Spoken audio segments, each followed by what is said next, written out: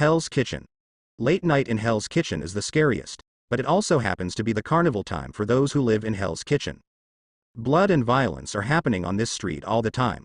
Tonight, after the end of the Stark Tech Fair, a strange figure appears in Hell's Kitchen. There was a sound of Black's battle armor, a mask covering half of his face. Batman, or rather Bruce Wayne, walks in this darkness. His mood is very depressed, so he really wants to vent now. Ever since Bruce came into this world from Gotham, Bruce has always felt that he has been led by the nose by Joker. In Gotham, even if Bruce really couldn't figure out Joker, he would definitely not be so embarrassing. And tonight, when Bruce saw Nick Fury, that bald bastard pointing a gun at a little boy and pulling the trigger without hesitation, he finally understood why. Hanging around with such a group of people, how could it be possible to fight Joker? Nick Fury's goal is to protect the Earth, but he shouldn't use the life of an innocent mutant boy to protect it. In order to disguise his playboy image, Bruce hung out with Tony for a whole year. Finally turned himself into a playboy in the eyes of the public. Hell's Kitchen deserves to be Hell's Kitchen.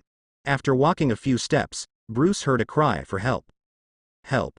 Bruce shook his head, quickly threw out the distracting thoughts in his mind, and then walked towards the place where the cry for help was coming. In the alley of Hell's Kitchen, the girl was tremblingly looking at the two gangsters in front of her. Jack, our luck is really good. I didn't expect that there would be such an opportunity just to patrol. Another man named Jack nodded with glowing eyes, his eyes fixed on the girl. Little sister, this is not the place for you, let the big brothers take you home. Jack grinned at the corner of his mouth, and then stretched out his hand towards the girl. Really? Then I really thank you. Seeing the two walking in front of her, the girl stood up slowly. Hey, you're welcome. Just go home with the two of us. The two of them looked like Brother Pig, completely unaware of the question of how a girl might appear in the night in Hell's Kitchen. Just when the two of them relaxed their vigilance, the girl raised her head, raised her knees, and kicked sideways. A series of handsome movements directly beat the two gangsters to death. Bruce just rushed over at this time, and then asked with a surprised face, Diana? That's right, the person who appeared in Hell's Kitchen was Wonder Woman Diana. Bruce? Diana waved at Bruce. Bruce walked over quickly. You were summoned here too? Diana nodded. This world is quite interesting. I found a storybook called Norse Mythology here a few hours ago. Do you want to read it? Bruce took the book in Diana's hand and flipped through 2 pages casually. Isn't this just a fairy tale? Our world also has it. What's so interesting about it? Bruce said with some doubts. Diana nodded. That's right, this is indeed a mythical story. But, have you ever thought about one thing? In our world, because of the gods, humans can make up those mythical stories. Then, this where is the world? When Bruce heard Diana's words, he suddenly understood. You mean, there are Protoss like you in this world? I'm afraid it is. Otherwise it would not explain why this Norse mythology is here. Maybe the same place as the Amazon I lived in before is hidden in a corner of this world. Hearing what Diana said, Bruce couldn't help but rub the space between his brows. What's the matter? Are you unhappy to hear the news? Diana asked in confusion. Bruce smiled wryly and said, Joker came to this world before all of us, and he has already engaged in several big cases in New York. When I was in Gotham before, Joker just made Gotham like that by himself. Now Joker has even recruited several superpowers around him. If Joker goes crazy, I really don't know that he will make this place like that. What's it like? And these so-called superheroes here are basically being played around by Joker. Bruce sighed and couldn't help clutching his tight chest. He thought again of the scene where Nick Fury pulled the trigger mercilessly today. Oh. How to say? Diana was curious about what a superhero in this world would look like. Bruce heard Diana's words, and then sneered and said, compared with our world, this world is indeed very prosperous, and the common people here are living better. It's just that I think the superheroes here may be more like common people. Son. Immediately afterwards, Bruce looked at Diana. If I was the only one traveling through, I wouldn't be sure, but since you have also come to this world, then I guess that Barry, Arthur, Victor and even Clark might also travel to this world. So in order to prevent us from messing up and starting preparations after they cross over, it is better to prepare from now on, directly create the Justice League, and use the Wayne Group as the base of the Justice League. Diana didn't object, and she also felt that Bruce had something to say. It is better to start preparing now than to mess yourself up at that time. And Bruce also said that there are superpowers like Barry in this world, which made Diana vigilant. After the two discussed it, they left Hell's Kitchen together. The appearance of Diana made Bruce feel better, so now he doesn't have to vent his anger in Hell's Kitchen. Just after the two left, the person hiding in the trash can suddenly breathe a sigh of relief. Then he quickly got out of the trash can. He came into this world with Diana, but he came a little earlier than Diana. Because he didn't have time to escape, he got into the trash can directly, and he didn't dare to get out until Diana and Bruce left. Joker came to this world so soon. Maybe many old friends have already come to this world. I just happened to look around. He helped the eyes on his head, and then walked outside regardless of the smell. After walking for about half an hour, he suddenly raised his head, and after seeing the name of the nightclub above his head, he suddenly laughed. Finally found. Pushing open the door and walking in, the two welcoming guests at the door immediately said, "Welcome to Bingshan Promenade Nightclub." He didn't pay attention to the guests at the door, but came to the position of the bartender with his own memory. Looking at the bartender who was making drinks, he suddenly said, "Can you contact the Penguin for me? Tell him, the Riddler is here too." The bartender froze for a moment, then nodded solemnly. Then he picked up a special phone and called Penguin. The Riddler made himself a glass of sake with the glass on the table, and then sipped it. This is a unique contact method in Penguin's iceberg corridor. Because every bartender here can be regarded as Penguin's confidant, so if you want to contact Penguin, just talk to the bartender directly. After drinking 3 full cups, Penguin hurriedly ran down the stairs. He was even wearing pajamas, only holding an umbrella in his hand. "Edward, you still dare to appear in front of me? Are you not afraid that I will kill you?" Penguin looked at Edward Nigma, who was leisurely drinking a small wine, and couldn't help but gritted his teeth and said. Edward nodded, then picked up the wine glass, stared into Penguin's eyes and said, "Definitely scared. But you didn't kill me when you were at Gotham Pier. You think you can kill now me?" Penguin couldn't help being taken aback, and then avoided Edward's sight. Penguin's face was cloudy and uncertain. The Riddler was right. After the bartender called to tell Penguin that the Penguin was coming to him, his first reaction was to be happy. "You win." The Penguin sighed slightly, and then said to the Riddler, "Come up with me." The Penguin nodded, returned the wine glass to the bartender, and followed the Penguin to leave the first floor. Back in Penguin's office on the 6th floor, the two sat opposite each other. Penguin introduced his current situation, and Riddler lowered his head and began to think. The Penguin was not in a hurry, and quietly waited for the answer from the Riddler. The current situation has become a deadlock for Penguin. He has bought all of Jin Bin's subordinates who can be bought, but there are still quite a few old diehards who are loyal to Jin Bin. Even if Penguin can really kill Jin Bin now, he can't completely become the underground emperor of New York like Jin Jin. After all, there are only a few people the Penguin can use now, and there is no way to deter the whole of New York. But he believed that the Riddler must be able to think of a way for him. After all, the Riddler is extremely smart, and there is no problem in this world that the Riddler cannot solve. The Riddler lowered his head, writing and drawing constantly in the void, as if he was calculating something. After a long time, the Riddler raised his head and said, "I did think of a way." "Any solution?" the Penguin asked excitedly. "It's actually simple. I can help you kill all of Jin Bing's most loyal subordinates, and fake the scene of an accident. As long as Jin Bing doesn't have the ability to control people's hearts, I can kill Jin Bing's people. When the time comes, don't those people obediently listen to you?" The Riddler pushed his eyes above the bridge of his nose, showing a hint of excitement. As long as he thinks that he can kill someone, he can't control himself.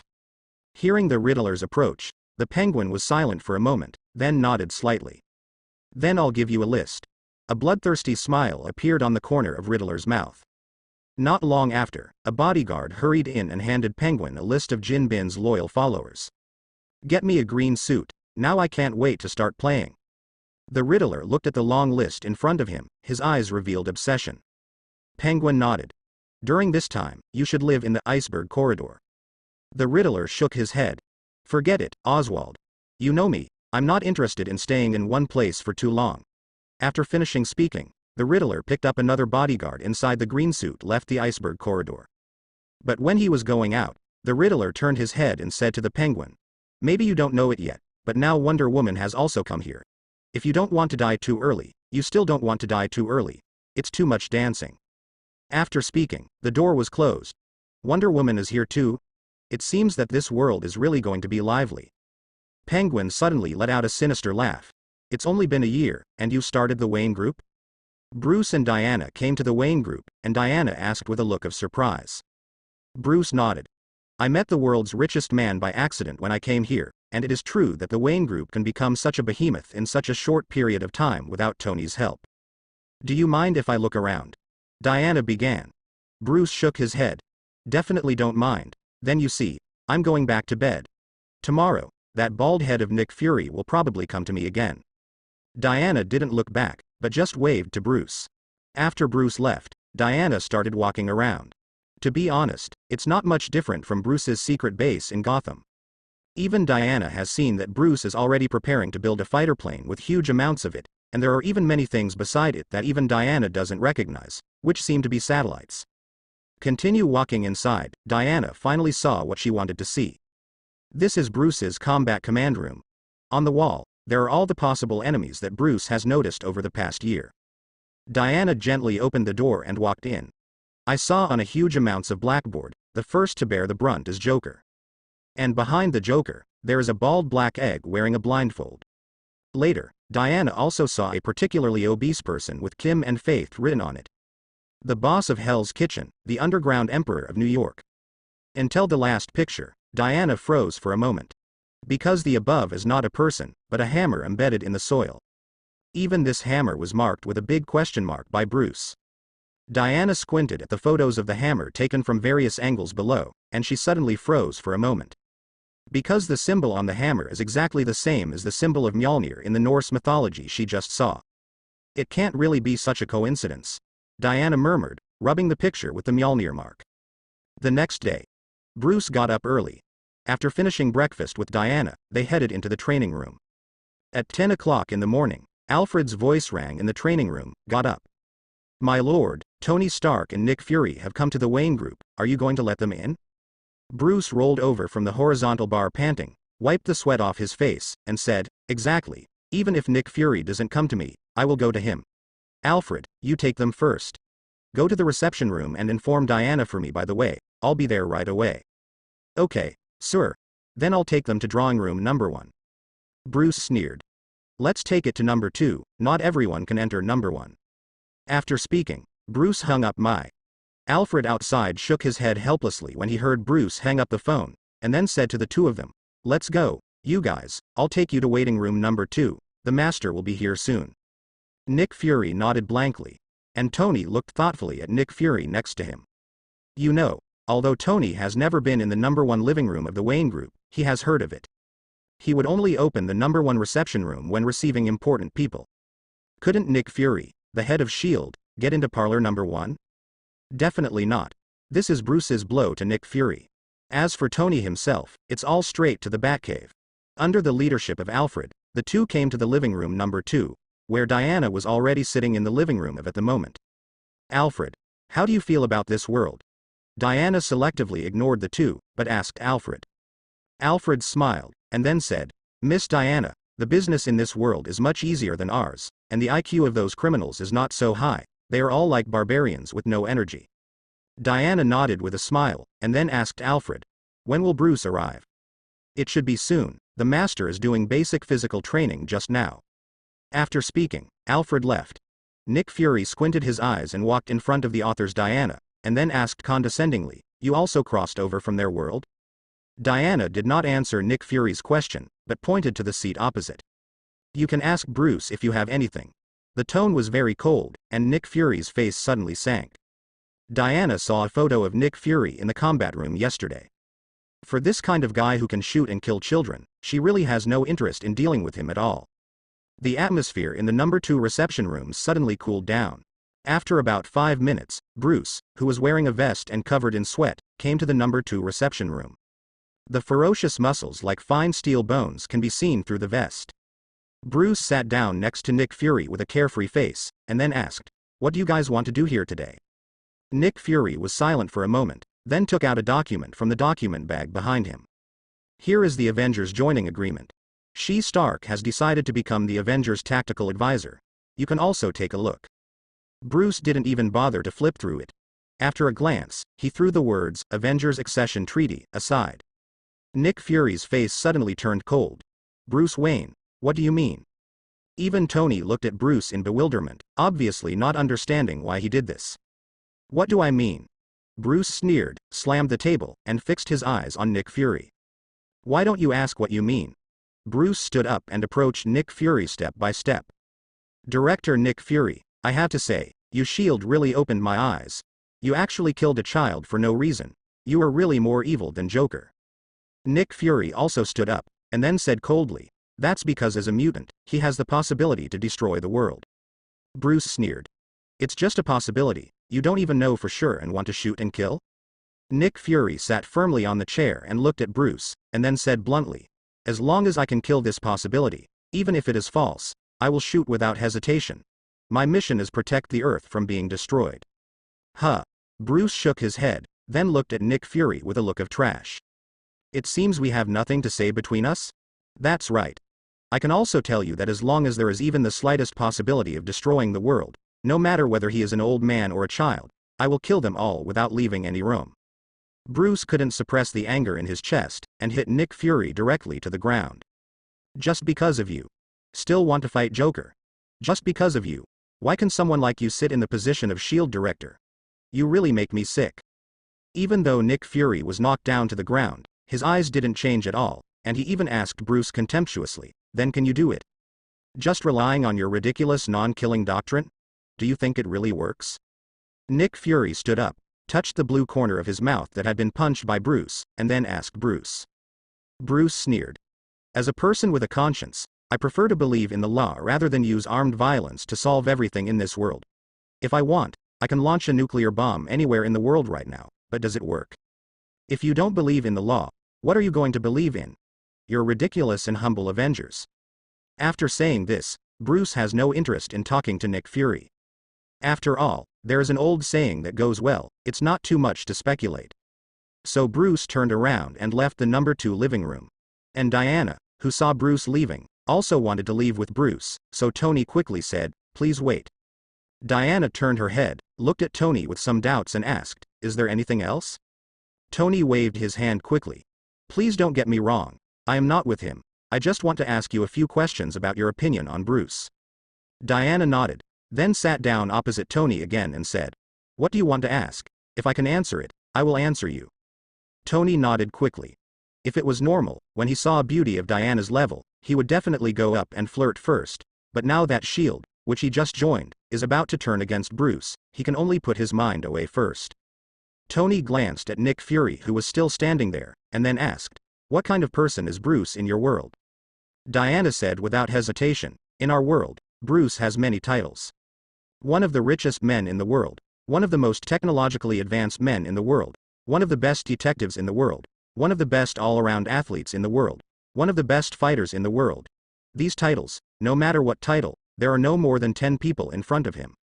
Hearing Diana's words, Tony took him directly. Really? Really or not? He thought he was already very powerful. After putting on the Iron Man, he was Iron Man. After taking off the Iron Man, he was the richest man in the world, a playboy, and a philanthropist. But any one of Bruce's titles is much better than him. Nick Fury next to him was also squinting, wondering what he was thinking about. After finishing speaking, Diana turned her gaze to Nick Fury, and said to Nick Fury sarcastically, Director Nick Fury, maybe you really want to protect the Earth, but... Diana shook her head. There is a very famous philosopher in our world who said a word. Anyone can be a hero, even if it is just a simple act. Put on a coat for a helpless little boy.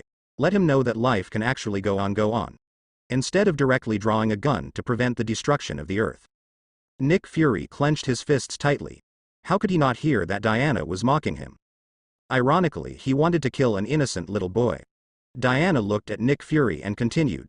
Shoo, as a warrior who is used to watching life and death, really can't understand Bruce's principle of not killing, and thinks he is a joke.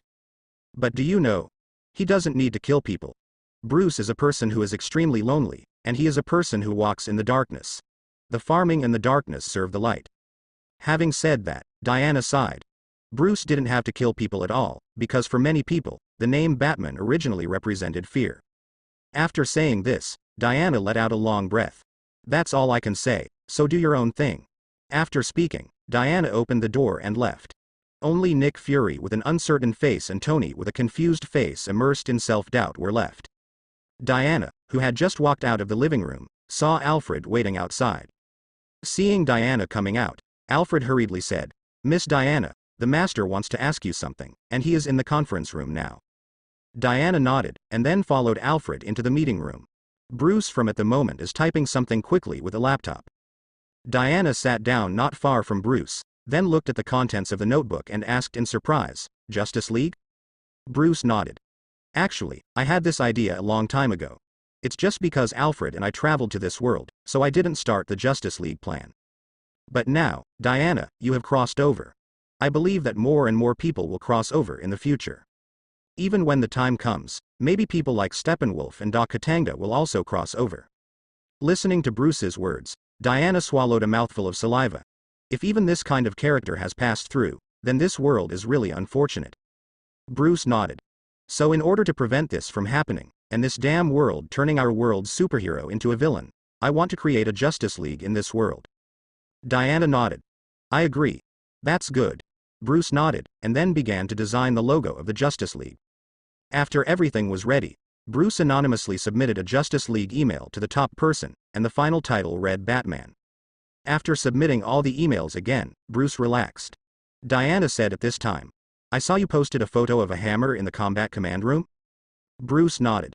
"The hammer fell in a place in New Mexico not long ago, and it also made a big hole. I heard that no one in the area could lift the hammer, so I kept an eye on it." After speaking, Bruce looked at Diana with some doubts. "Are you interested in that hammer?" Diana nodded.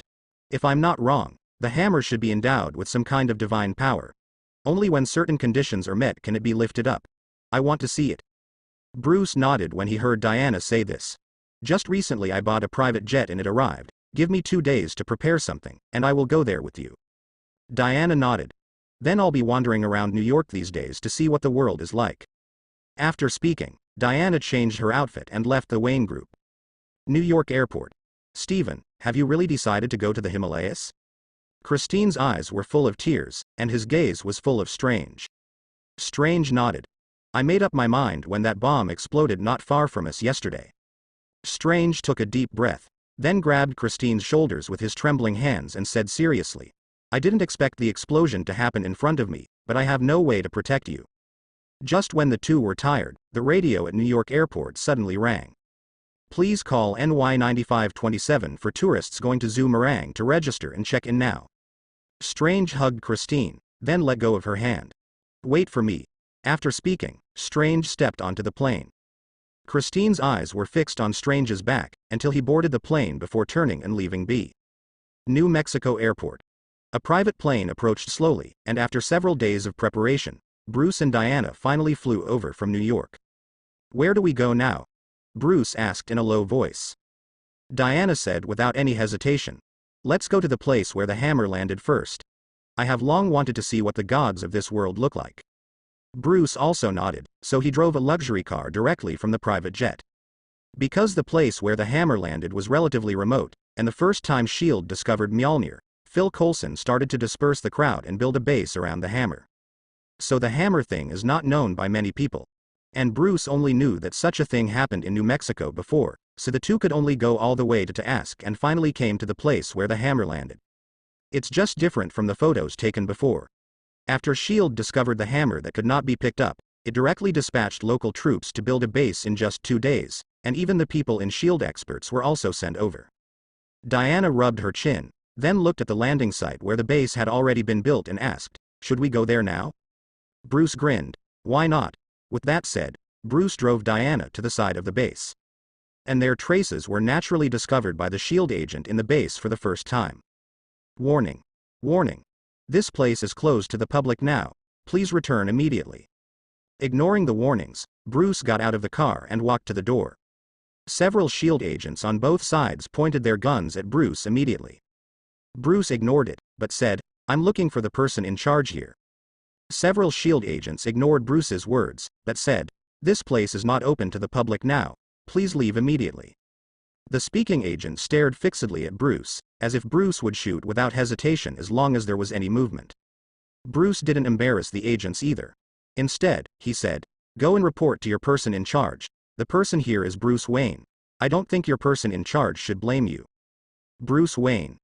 The leading agent was stunned for a moment, and then recognized the chairman of the Wayne Group, who is now in full swing throughout the United States. So the agent's attitude changed immediately. He nodded towards Bruce, and then said, "You guys wait a moment, I will report to Filson right away." As he said that, the agent pressed the Bluetooth in his ear, and after pressing several times in a row, the agent said, "Agent Filson, Bruce Wayne, the chairman of Wayne Group, brought a woman to our base." "Yeah, okay, I see." The agent hung up the phone, and then said to the two of them, "You guys wait here, Agent Filson will be here soon." Both Bruce and Diana nodded, then stood there and waited.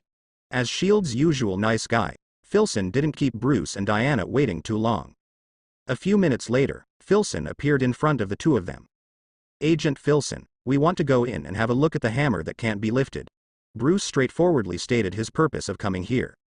Filson had been to Tony's house for a while before, so the two had met a few times. But Filson was a little embarrassed when he heard Bruce's words. "I have received orders that no one is allowed to approach this hammer in any form until we have researched what it is."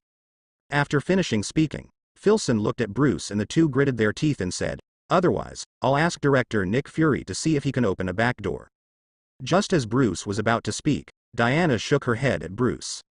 The tacit understanding of his teammates for many years made Bruce understand what Diana meant at once. So Bruce shut up. Diana smiled at Filson, and then said, "Don't bother, I just want to ask you a few questions, and we'll leave after we finish." Filson nodded. This time he did not refuse Anna. "You ask. As long as I can answer, I will know everything and say everything."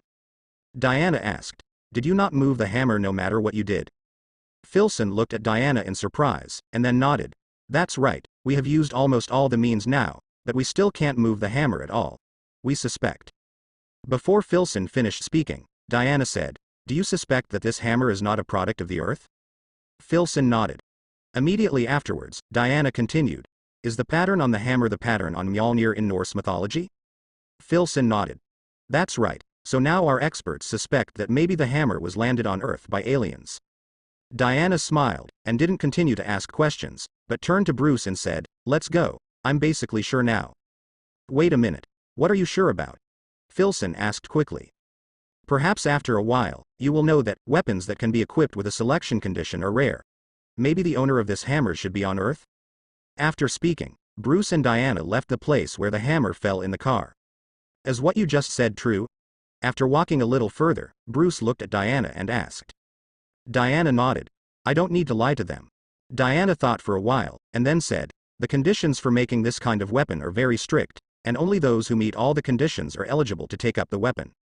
According to Norse mythology, Thor's weapon, Mjolnir, was made by the dwarf craftsman Sindri, and its quality is so incomparable that it even surpassed Odin's eternal gun, Steel Grenier. If that hammer is really Mjolnir, then I'm afraid Thor, if he is called by that name, then he must be near New Mexico right now. We just need to check 10 times to see if there is any stranger recently just showing up. Maybe he will be sent to a mental hospital because he is not familiar with the rules of the world." Having said that, Diana pursed her lips and laughed lightly as if thinking of something funny. Bruce nodded. "I asked Alfred to track it down, and there should be results soon."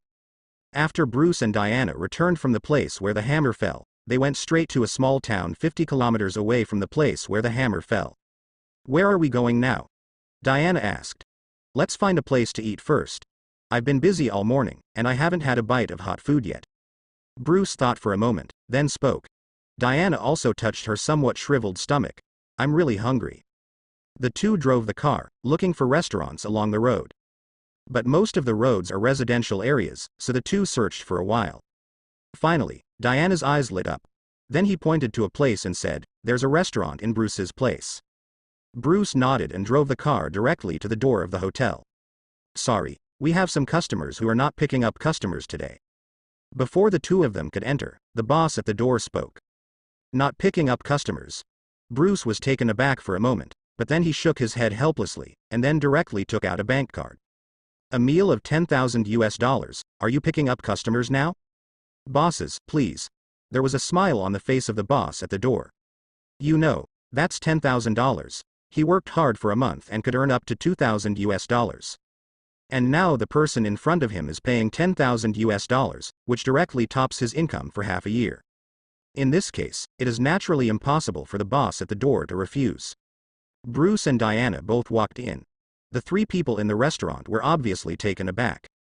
The old man at the front, Professor Eric, asked with some doubts, "Jack, what is this?" Jack made a ha-ha, and then scratched his head a little embarrassedly. Eric is his friend, and Eric also wanted to close the store, and Eric paid $2,000.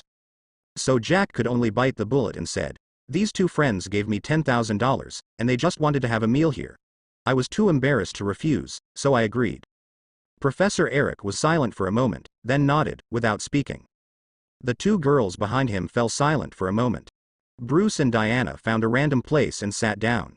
"Go and get something to eat," Bruce ordered casually. Jack nodded, got up and left quickly. But Diana felt a little bored. She stood up straight. Her eyes were suddenly attracted by the photos on the wall. "Did you take this?" Diana turned her head to look at the three people who were silent, and then asked. Jane nodded, as if she wanted to show off her work to others. "The equipment to take these photos is not available in the market. Most of them are made by myself." Diana smiled. "You are really amazing." Suddenly, the content of a photo made Diana stunned. "Bruce, come and see what this is." Bruce, who was a little bored, hurried over, and then looked at the photo that Diana was pointing at. It was a somewhat blurry sandstorm, and in the overwhelming sandstorm, a figure could be vaguely seen. "Is this a figure?" Bruce asked involuntarily. Diana nodded. "I think he should be the purpose of our visit this time. I didn't expect to find it so easily." Jane heard the conversation between the two, and hurriedly squeezed behind them. "My God! How is this possible? Why didn't I see it when I was organizing the photos?" Jane froze for a moment, thinking of the blonde man he bumped into during the sandstorm in his mind. "Damn, I think we're missing something important." Jane turned her head and said to Eric and Darcy. The two of them hurried over when they heard Jane's words. They are not stupid people, and they thought of being together the first time they saw the photos. Darcy was a little surprised and said, "This figure? Could it be the one I bumped into?" Jane nodded seriously. "I'm afraid so." At this moment, Bruce also took the initiative to say, "Do you know the person in the photo?" Jane and Eric looked at Bruce warily. "What do you want to do?" Bruce shook his head, then pulled out a picture. "Don't get me wrong. We are here this time to find this person." Eric took the business card, looked at the name on the card, and suddenly froze for a moment. "Are you the chairman of the Wayne Group?" After hearing what Eric said, Jane and Darcy looked at Bruce and Diana with puzzled expressions. Some of them couldn't figure it out. A big boss came here from such a far away just to meet an alien? If that man is really an alien. Bruce nodded, and then said, "You should be professors and students in a certain university, right? And you have your own research projects. If you agree to take us to find the person in the photo, I can promise that all your research funds will be provided by the Wayne Group from now on." "Really?" Before Eric could speak, Jane asked excitedly. "You know, her research is related to astronomy. And the astronomical directions are the most thankless. Even if you can really study the laws of movement between those stars, what's the use? Those so-called laws of operation cannot even create a penny of value. In this case, naturally, no one will be taken advantage of and invest in Jane." Bruce nodded with a smile. "Then I'll take you there, as long as you promise to invest in me. Don't be in a hurry, I'll go with you after I finish eating." Jane nodded, and then obediently sat aside. After a while, Jack's meal came up. Almost all home-cooked dishes. Bruce and Diana quickly finished their meal, and then said, "Let's go. Your car goes ahead, and we follow behind." Eric also understood Jane's situation, so he didn't try to persuade her. He just said, "Jane took the photo yourself. As long as you have no problem, Darcy and I will naturally have no problem." Darcy also shook his head, then looked at Bruce with a nympho and said, "I have no problem either." So after Bruce and Diana finished their meal, a group of 5 people in 2 cars went to the hospital where Eric and the 3 had sent Thor to before. "Damn it. You people of Midgard dare to imprison the noble Thor, son of Odin. When I regain my power, I will make you look good." On the hospital bed, Thor yelled at the medical staff angrily. The people who sent him seemed to only say that he was hit by a car, and didn't say that he still has some problems with his head. A doctor said lightly. The nurse next to the doctor nodded. "If those 3 people come again later, let them make up the cost. From the look of this person, he seems to be quite sick." The doctor came in with a sedative in his hand. "Get the hell out of me, you Midgardians. Do you know who you offended? Hold it down and give him another shot of tranquilizers." The doctor said without expression. Damn, you can't do this, Thor roared, but as the needle got closer, Thor couldn't help but feel a little scared. Please don't give me an injection. I'll tell you whatever you want to know. Just at the very moment, Thor did not know where the strength came from and directly broke free from the rope that bound him. Then he kicked over the doctor who wanted to give him an injection with a sinister smile on his face. No matter how you say it, Thor is the bravest warrior in Asgard. Even if he has lost his divine power now, he is not comparable to some common people. So Thor is like a wolf into a herd of sheep, and all the dozen or so medical staff on the scene were knocked down by Thor. With this little ability, you still want to imprison me? Thor snorted disdainfully, then walked over and opened the door, wanting to leave here. At this moment, the 5 Bruce finally arrived here. He's the guy I'm talking about. That's the guy we bumped into there that day. Jane spoke excitedly to Bruce. Bruce squinted his eyes and nodded, and then saw the tragic scene in the hospital. You guys wait here for a while. Bruce moved his shoulders, and then said to the few people behind him. Diana said worriedly. If you can't beat it, don't try to be brave, and me. After all, he may be a god. Bruce nodded with a smile, then walked directly towards Thor. There are still people, Thor said coldly, and then rushed towards Bruce. The two of you come and I fight together. But although Thor has lived much longer than Bruce, most of his strength comes from Mjolnir. What's more, he has lost his divine power now. How can Thor's fighting skills alone be compared with Bruce? So in just a few short rounds, Thor, who was still invincible just now, was directly pressed to the ground by Bruce. Damn Midgard, let me go. I'm Thor. Thor spoke to Bruce angrily. Bruce smiled, then let go of Thor's hand and stood up. I saw Bruce said to Diana with a relaxed face. I originally thought that the gods of this world should be very powerful, but now it seems that they are only mediocre. Thor, who heard this, felt that his personality had been insulted. So he said calmly, if Father hadn't deprived me of my divine power, do you think you could fight me for a round? Diana also came to Thor and squatted down. Then he looked Thor in the eyes and asked, are you Thor? How do you know? Could it be that you know me? Diana smiled, and threw a copy of Norse mythology she bought off the road in Thor's face. Would you like to see for yourself? Bruce also got up and stood beside Diana. Thor picked up Norse mythology and looked at it carefully. After a while, Thor suddenly said incredulously, this is simply a fabrication.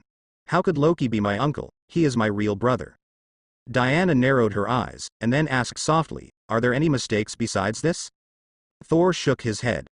Not found yet. At this moment, a whip suddenly appeared in Diana's hand, and then she swung it towards a place where no one was there. I only heard a crackling sound, and I don't know what was drawn. But there was no one there. Diana, what happened just now? I just felt someone standing there, more than that, and my whip has hit him. Bruce nodded, and then said, he probably didn't come for us, but for Thor. Diana nodded, and then asked Thor, is your weapon Mjolnir? Do you know where it is? Thor threw the book on the ground, and asked eagerly. Definitely no, in a place about 50 miles from here.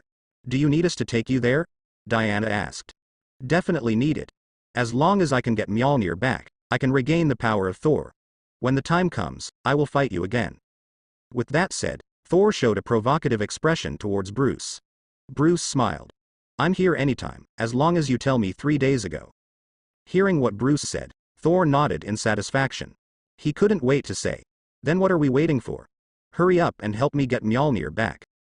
Don't worry, my car can only accommodate 2 people. Bruce shook his head, then looked behind him, the 3 of Eric who had become stunned. I'll trouble you to run with us, Bruce spoke. No trouble, no trouble. Jane smiled, then looked carefully at Thor and asked, can I ask you a question? Thor nodded. As long as you can help me get Mjolnir back, I will tell you what you want to know. Jane nodded, and then took out a photo from her school bag. Is a photo with huge amounts of dust storms. The sandstorm went straight into the sky, with no end in sight. Do you know what this is? Thor just glanced at it casually, then nodded with a smile. Definitely know that his name is Bifrost, and he is the connection point between Asgard and Jussi. Bifrost? Not just Jane, but everyone except Thor was stunned. That's right, I'll tell you in detail after I get Mjolnir, let's go now. Thor impatiently rubbed his palms, and then spoke to Bruce and Diana. Then let's go. Thor, just sit in your car and go there. Eric nodded. No problem flying, Asgard. A person appeared on the throne that was empty just now. God of trickery, Loki. Loki clutched his arms in pain and knelt on the ground. Hiss. When did this kind of person appear in Midgard? Loki rolled up his sleeves in pain. A red mark appeared on his arm, and it was still burning constantly. The severe pain made Loki, the god of tricks, feel unbearable. Suddenly, help came from outside the door. Loki quickly rolled down his sleeves, covering his arms, and sat on the throne. After a while, 4 people walked in. Before anyone arrived, Loki heard Sif's voice in the hall. The Father of God, we want you to talk. But Loki suddenly pursed his lips and laughed. When the 4 of them finally came to the front of the throne, the 4 of them were suddenly stunned. Sif asked unceremoniously, "Where is Odin?" Loki at the moment was wearing a golden battle armor. Duan sat on the throne, and then said with a blank expression, "Father has entered Odin's sleep, and Mother is worried that he will never wake up again. We need to talk to her. She doesn't want to leave her father's side. You can tell me urgent matters." Loki smiled, then looked at the 4 of Sif. Undoubtedly said, "Your king." The 4 froze for a moment. They had never seen such a Loki before. But saw the throne representing the throne under Loki's feet. No matter how unwilling the 4 were, they could only half kneel on the ground, raised their heads and looked at Loki. "Sire, we beg you to end Thor's exile."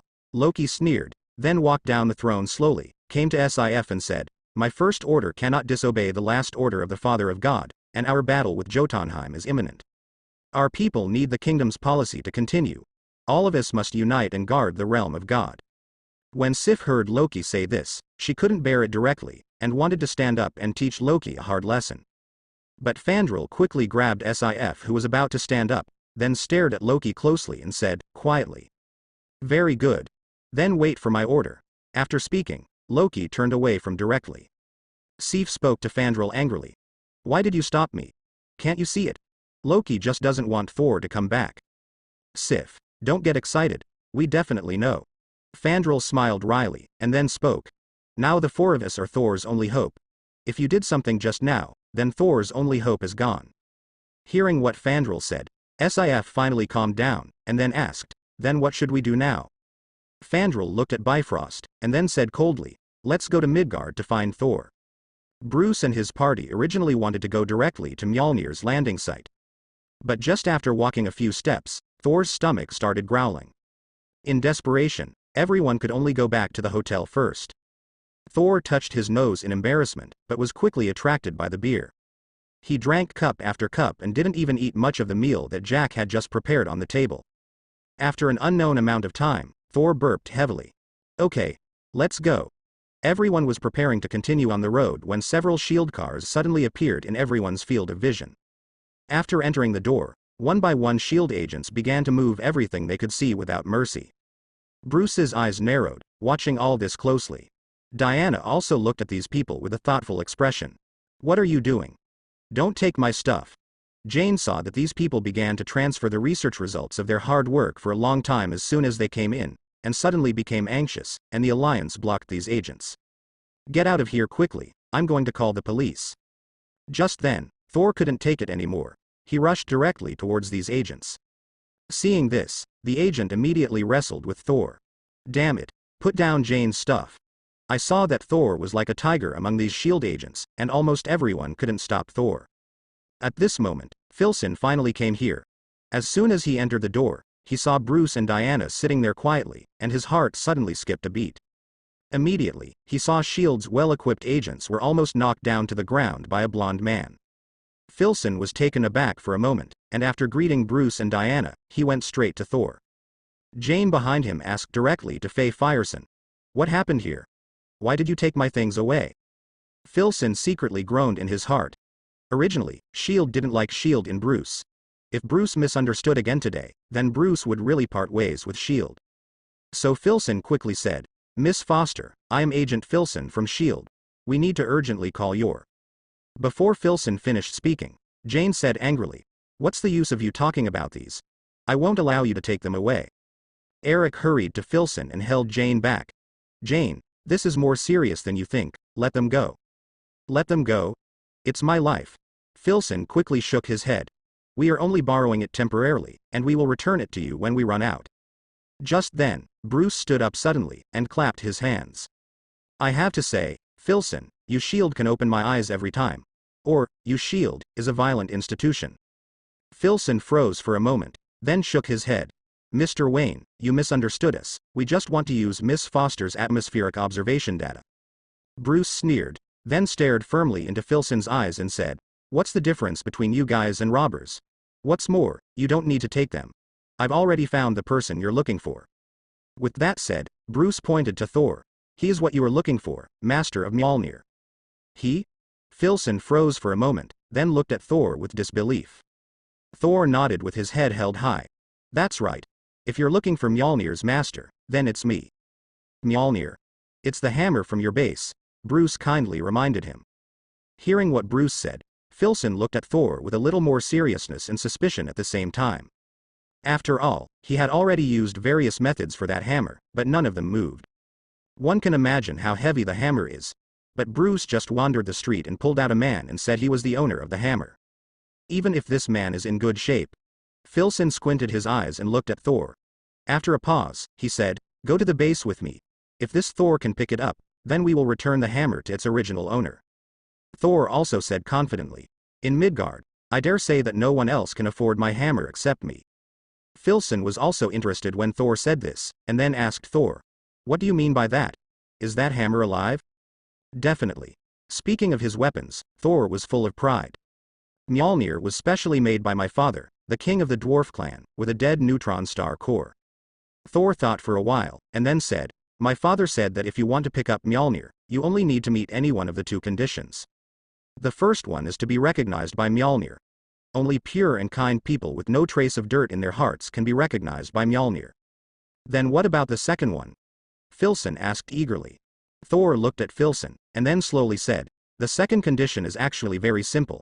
As long as the strength can be strong enough to pick up the core of a neutron star. Mjolnir is of course a trivial matter to such a person. Filson nodded, and then said, since you have explained the characteristics of the hammer so clearly, then naturally I will not let you down. After speaking, Filson secretly glanced at Bruce who was sitting aside. After seeing that Bruce didn't respond, he said, you go to the base with us. Bruce, do you want to come and see? Bruce looked at Diana next to him. Diana nodded. I also really want to see what the weapons in this world look like. Then let's go. Bruce stood up. At this moment, Thor proposed, I have one more small request. What request? Filson was stunned for a moment, then asked. After all, Filson has been in this position for so many years. Apart from the tasks assigned by the director, Filson can be said to be a completely good-natured person. As long as it doesn't exceed my rights, I will definitely promise you. Thor smiled. It's not an embarrassing request, I want to bring the three of them along. Thor pointed at the three of Eric, and at the same time he didn't forget to wink at Jane. Jane immediately lowered her head shyly. Filson just glanced at the three of them, and then said directly, no problem, get in the car. He is the highest-ranking officer in this base. It's definitely okay to bring a few people in, even if it's just common people. What's more, he still has the authorization of Nick Fury. That's right, Filson has been on the phone with S.H.I.E.L.D.'s Nick Fury since seeing both Bruce and Diana. All things approved directly by Nick Fury. Bruce was not allowed to go in because Nick Fury specifically told him not to let Bruce touch him until he discovered the nature of the hammer that cannot be lifted. After all, even if Bruce really wanted justice, he was not from their world. What's more, until now, Nick Fury has not figured out how Bruce and the others crossed over. He had to think of a way to suppress this time travel. After all, Bruce's world has a Superman, an alien with super strength. No one knows what he will do after he arrives in this world. Although Lycas, who came to the door before, said that he could beat Superman after Superman came. But this world does not have kryptonite as a weapon that can check and balance Superman. So Nick Fury was skeptical. And Nick Fury naturally knew about aliens, and thought of aliens the first time he saw Mjolnir. That's why Nick Fury gave the order to keep Bruce away. But no one thought that the sky is not as good as the people. The Shandong Bureau sent people to study for so long, and even built a huge amounts of temporary base next to the hammer. It's not as good as Bruce's random wandering in New Mexico. This caused Nick Fury, across from Filson's headset, to swear, Mad F***K, and he felt like he was a joke. Go ahead and remember to send the video back to S.H.I.E.L.D. Filson nodded unobtrusively, then looked at the crowd. Let's go. So, after a large group of people put down Jane's things, they brought 10 people to the temporary base. Just as everyone entered, a man with a quiver came up to Bruce and said, "Bruce." Bruce greeted Hawkeye with a smile. "Nick Fury sent you here?" Hawkeye smiled bitterly. "I wanted to take a vacation after the mission a few days ago, but Natasha Romanoff was seriously injured by Sabretooth. Is there anyone here who is too powerful? So the vacation can only be postponed." Sabretooth. Bruce froze for a moment. Hawkeye nodded seriously, then pulled Bruce to a deserted place aside. "We searched the world after the battle for the identity of the person who injured Natasha Romanoff and found this." As he spoke, Hawkeye took out his mobile phone, which contained Sabretooth's information. Name: Victor Creed. Sex: male. Identity: unknown. Age: unknown. Mutant level: alpha level, tentative. Bruce asked with some doubts. "Why are the two items of identity and age unknown? And what is the level of this mutant?" Hawkeye smiled, and then said, "Don't worry, I will explain to you slowly. Mutants are divided into 7 levels in our system, among which the alpha level is considered to be at the second level. Mutants at this level have very powerful abilities and are good at fighting, close to the top level. In addition to the alpha level, there is another level of mutant, omega level. This is the most powerful mutant, with unlimited ability, can control a certain substance or energy, and has the ability of mass destruction and destruction." Hawkeye sighed, and then said, "Just like the little boy that day. We originally judged that his mutant level was only beta level, but we didn't expect that he could control the electromagnetic field at will, which made director Nick Fury think of it all at once. A person with the same ability as him. And at that time, the little boy was already shaken, so director Fu Rui directly shot and killed him." Having said that, Hawkeye looked directly into Bruce's eyes. "Do you know how much damage the last one with this ability caused?" Hawkeye didn't wait for Bruce to answer, and continued to speak. "It's a small country called Nepal. There was a huge amount of conflict between the mutant headed by Magneto and the mutant academy headed by Professor X, and a small town was completely destroyed.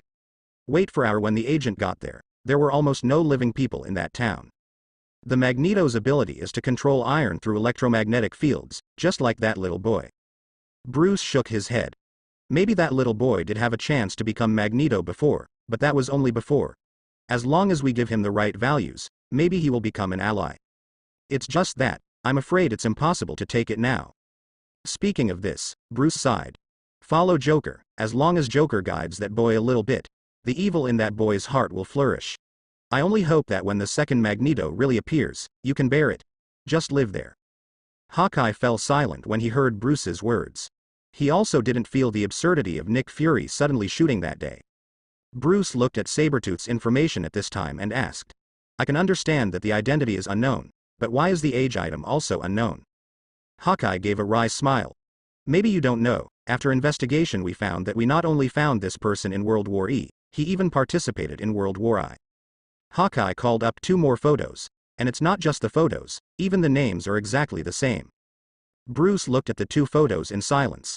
Having lived so long, I'm afraid this Sabretooth knows many secrets in this world. If these secrets are known by Joker, then... After a while, Bruce came back to his senses, then turned his head towards Hawkeye and said, "Let's go. Let's see if Thor took out Mjolnir." Hawkeye nodded quickly. "Let's go quickly. Actually, I'm also very curious. Because I tried to take out the hammer when I first came, but the strange thing is that he didn't move at all." Hawkeye took Bruce, and the 2 came to Mjolnir's fall. Thor at the moment took off his shirt, revealing his lean and strong muscles. He looked at Mjolnir excitedly.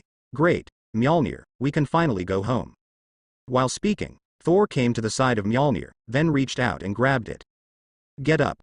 Thor took it lightly. Suddenly his face became serious, and both hands held the handle of the hammer. "Mjolnir is me. Don't you remember me?" The veins on Thor's head were swollen, and his neck was red. In the end, Thor knelt down on the ground a little weakly. He kept muttering in his mouth, "It's over. It's really over now. Mjolnir doesn't even know me anymore, and my divine power was really deprived by my father." Seeing Thor like this, Filson smiled helplessly, and then said to Bruce, "Are you really sure you didn't find the wrong person?"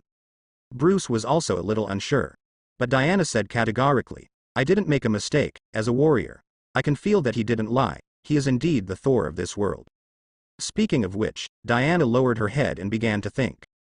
As for why he can't take Mjolnir, it should be related to why he went to the lower realm. After speaking, Diana suddenly laughed. This hammer can only be picked up by those who have accepted the approval. Don't you want to try it? With that said, Diana looked at Bruce. Bruce looked at Filson, and Filson nodded. So Bruce jumped directly into the pit and came to Thor, who was still running nose. Don't even think about it, man, he didn't even choose me, how could he choose you? Thor sniffled and said. Not always. Bruce smiled, then grabbed Mjolnir's hammer directly. As soon as I tried hard, it really didn't move at all. Just look at me and tell. Aren't you going to come down and try? Bruce said loudly to everyone on the stage. Filson smiled. Hawkeye and I have tried it before, and we can't lift it up. If you want to try it, you can go down and try it. Felson looked at Diana and Eric and spoke. Actually, I'm quite curious too. Diana nodded, and jumped straight off the top. After falling into the pit, Diana walked to Mjolnir. Thor's expression was still arrogant. Mjolnir doesn't even recognize me now, how could they recognize you? Diana ignored him, but looked at Mjolnir.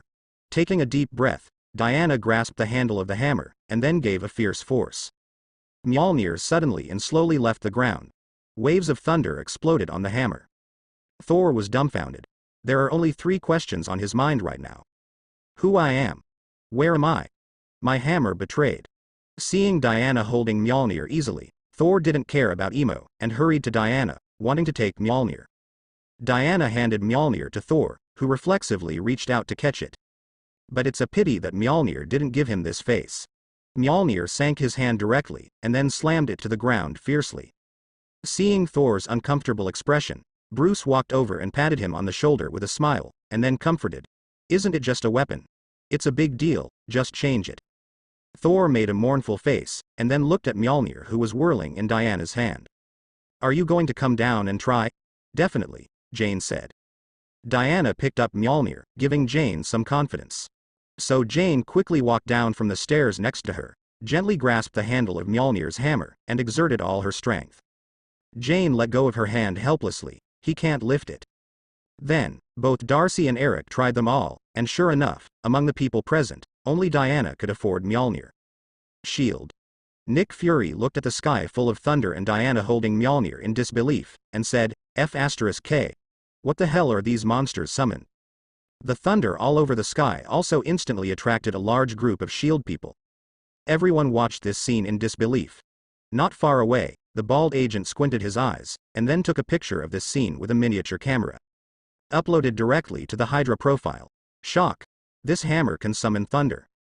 Looking at the copywriting he had written, the bald agent nodded in satisfaction. Thor gritted his teeth, watching this unbelievable scene. Some backed away in disbelief, and then sat down on the ground. Impossible, absolutely impossible. I don't believe it, how can I agree with you later? Diana smiled. Actually, I can't believe it. A golden light flashed, and Diana's attire began to change. Women's suits are gone. What appeared was a man with a whip in his hand, wearing medieval battle armor, and 2 energy absorption devices hanging on his wrists. Let me introduce myself. My name is Diana Prince, Princess of the Amazons. Thor was stunned, and after a long time he suddenly said, but I don't know any Amazons. It's okay, I believe you will meet soon. Saying that, Diana's eyes became sharp all of a sudden. Diana raised Mjolnir, and the lightning on Mjolnir hit Thor directly. Damn, what are you doing? Thor quickly turned around before hiding, looking at the thunder mark on the place where he was standing just now. Thor wiped the cold sweat off his face. If he had been slower just now, he would have really been left. According to Mjolnir's power, he may not die or be disabled. I can feel the majestic divine power in your body. Diana narrowed her eyes and smiled, and at the same time, there was some imperceptible excitement in her tone. I want to see if I can force out the majestic divine power in your body. I haven't fought the gods of your world yet. While speaking, Diana whipped over again. Damn it, you're serious. Looking at the scorched area on the ground, Thor froze for a moment, and then cursed. Asgard. The sleeping place of Odin. Odin, who was falling into Odin's sleep, suddenly felt a shock, and then opened his eyes suddenly. How are you feeling? The queen, who was waiting beside Odin, immediately noticed Odin who had woken up, and then said hastily. Odin was stunned for a moment, then looked at his queen tenderly. Frigga, you have worked hard these few days. Frigg shook her head. While you slept, it was Loki who ran Asgard. If anyone had the hardest time, it was Loki. Loki. Odin sighed helplessly. When Loki and Thor went to Jotunheim before, Loki should have discovered that he is not our own identity. Frigga gritted her teeth and said, "No matter what, Loki is my son." Odin nodded firmly. "That's definitely. It's just that my current body is getting worse day by day, and I can already feel that my lifespan is coming to an end. But until now, neither Thor nor Loki has grown up." Odin sighed helplessly. "Frigga, you also know. Now Hela is sealed by me in Midgard. If I die, Hela will break the seal, and the whole of Asgard will be reduced to hell. Not only that, Thanos is also ready to move now. I heard that he is now looking for the whereabouts of 6 infinite gems all over the universe. That guy is a really dangerous person.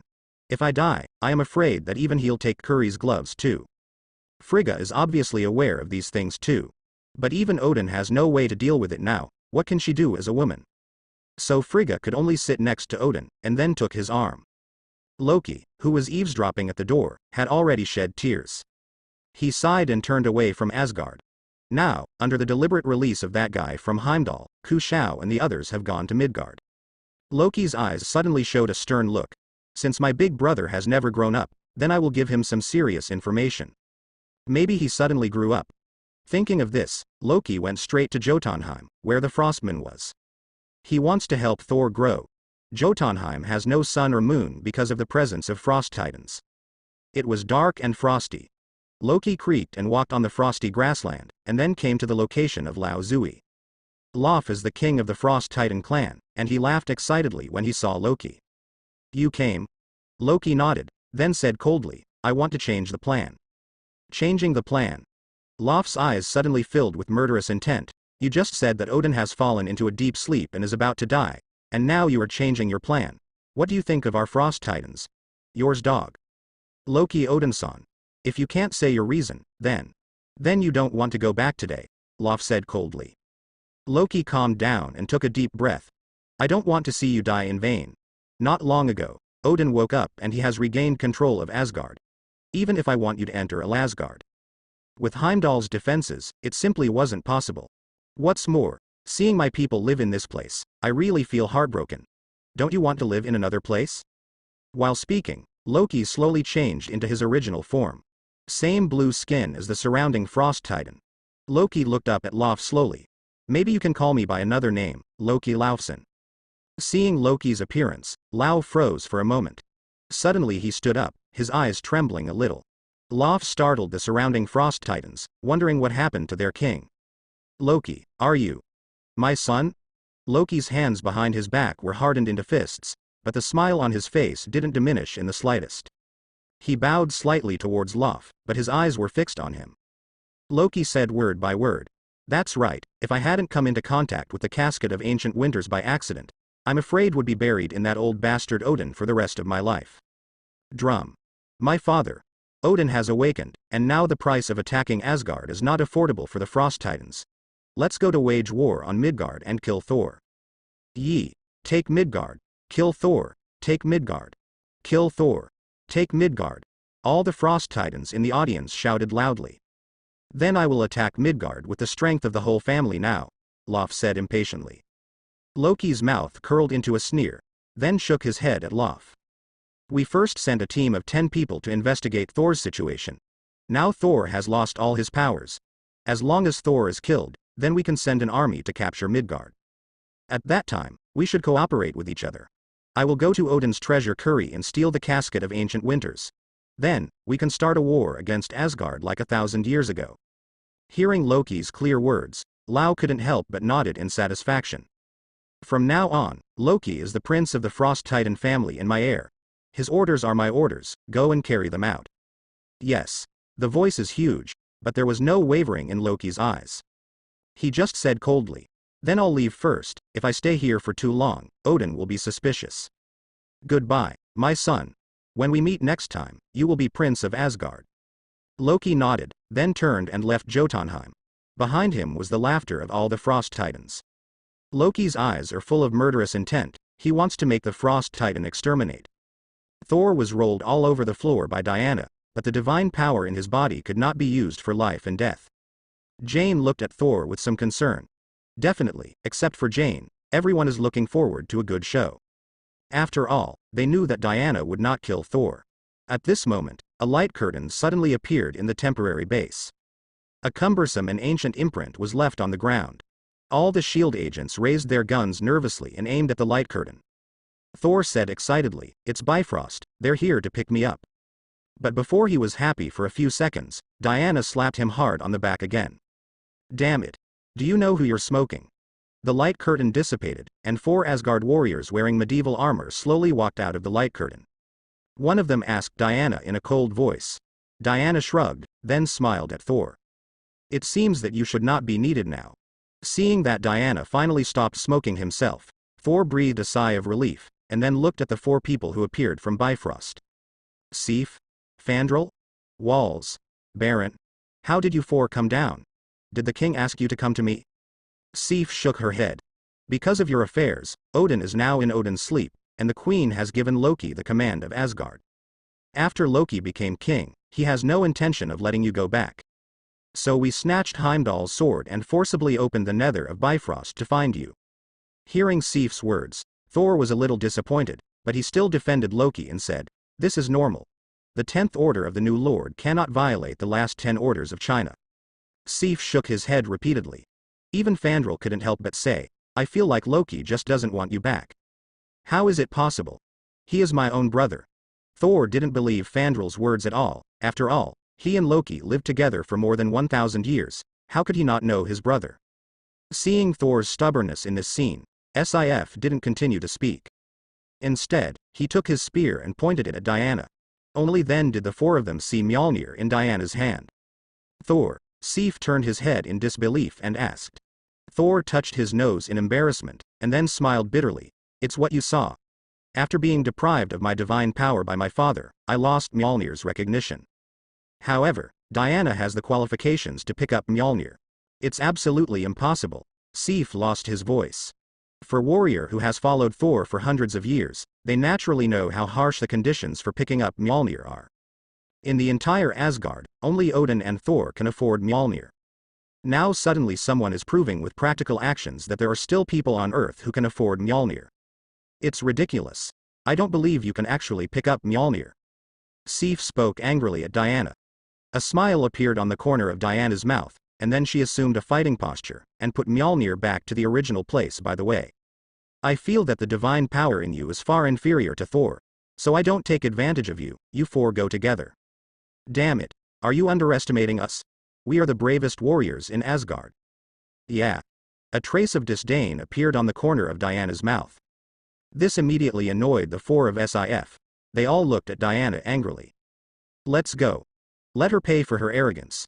Immediately afterwards, the 4 of Sif rushed towards Diana. Sif came to Diana's side first, and then stabbed at Diana fiercely with the spear in her hand. Diana swung her sword lightly and blocked Shai's attack. "Is there only this little strength? Damn it, Fandral."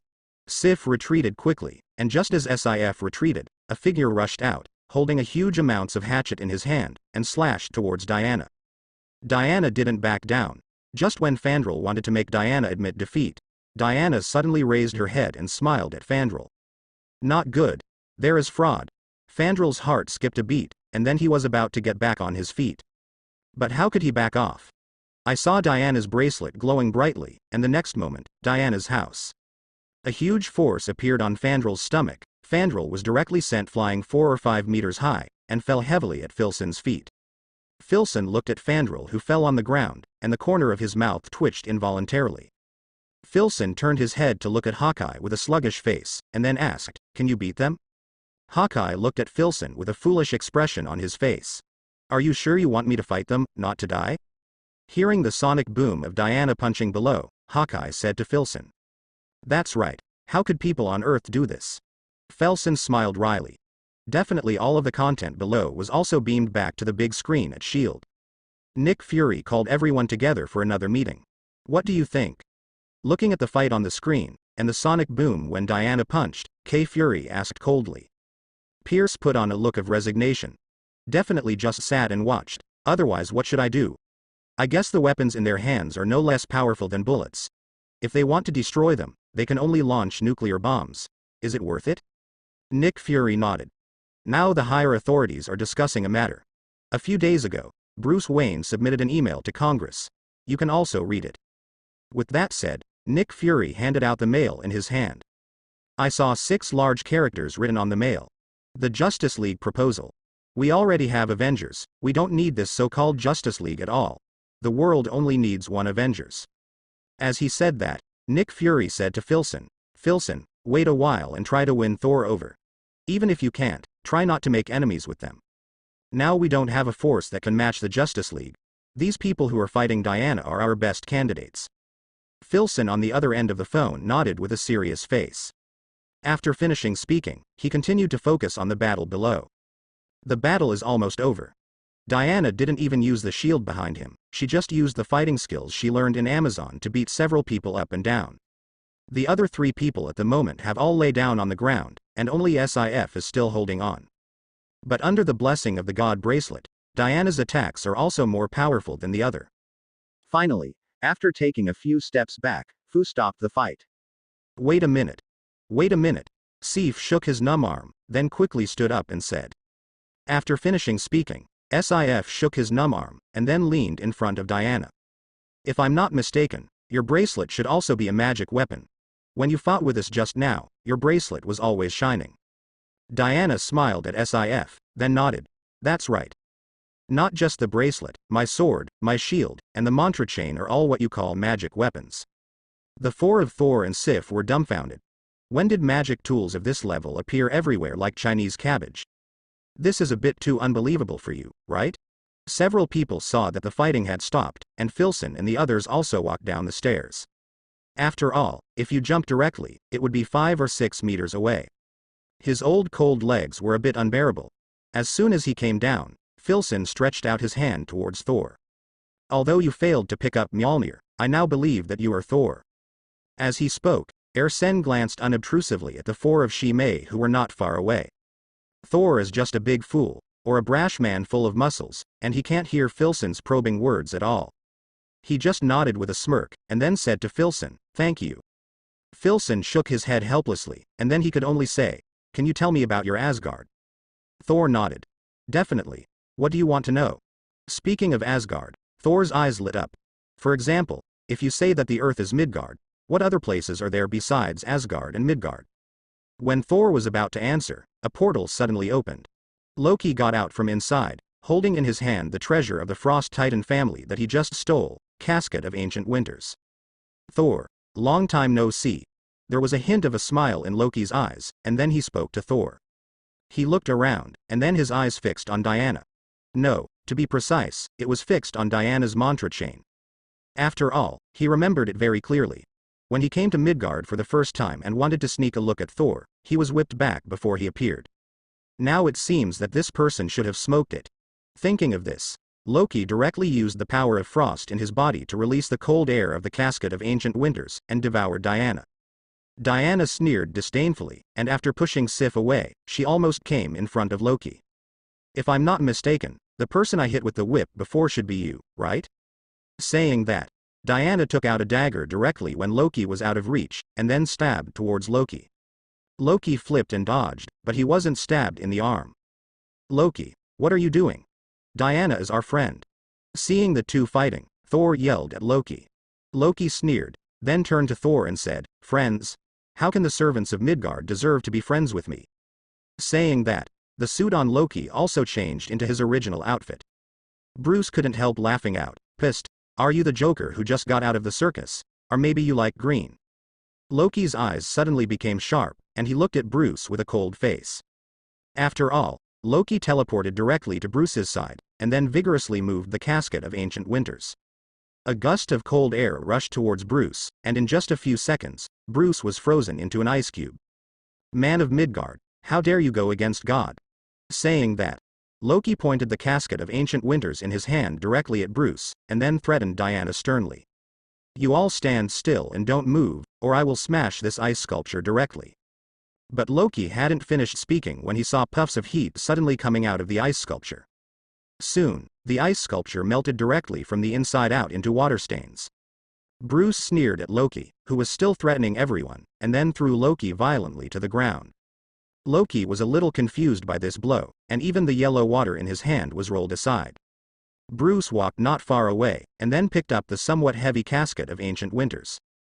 Damn Midgard people, how dare you insult God? Loki shook his heavy head, then stood up from the ground. Bruce sneered, threw the casket of ancient winters in his hand directly at Loki's feet and started wrestling with Loki.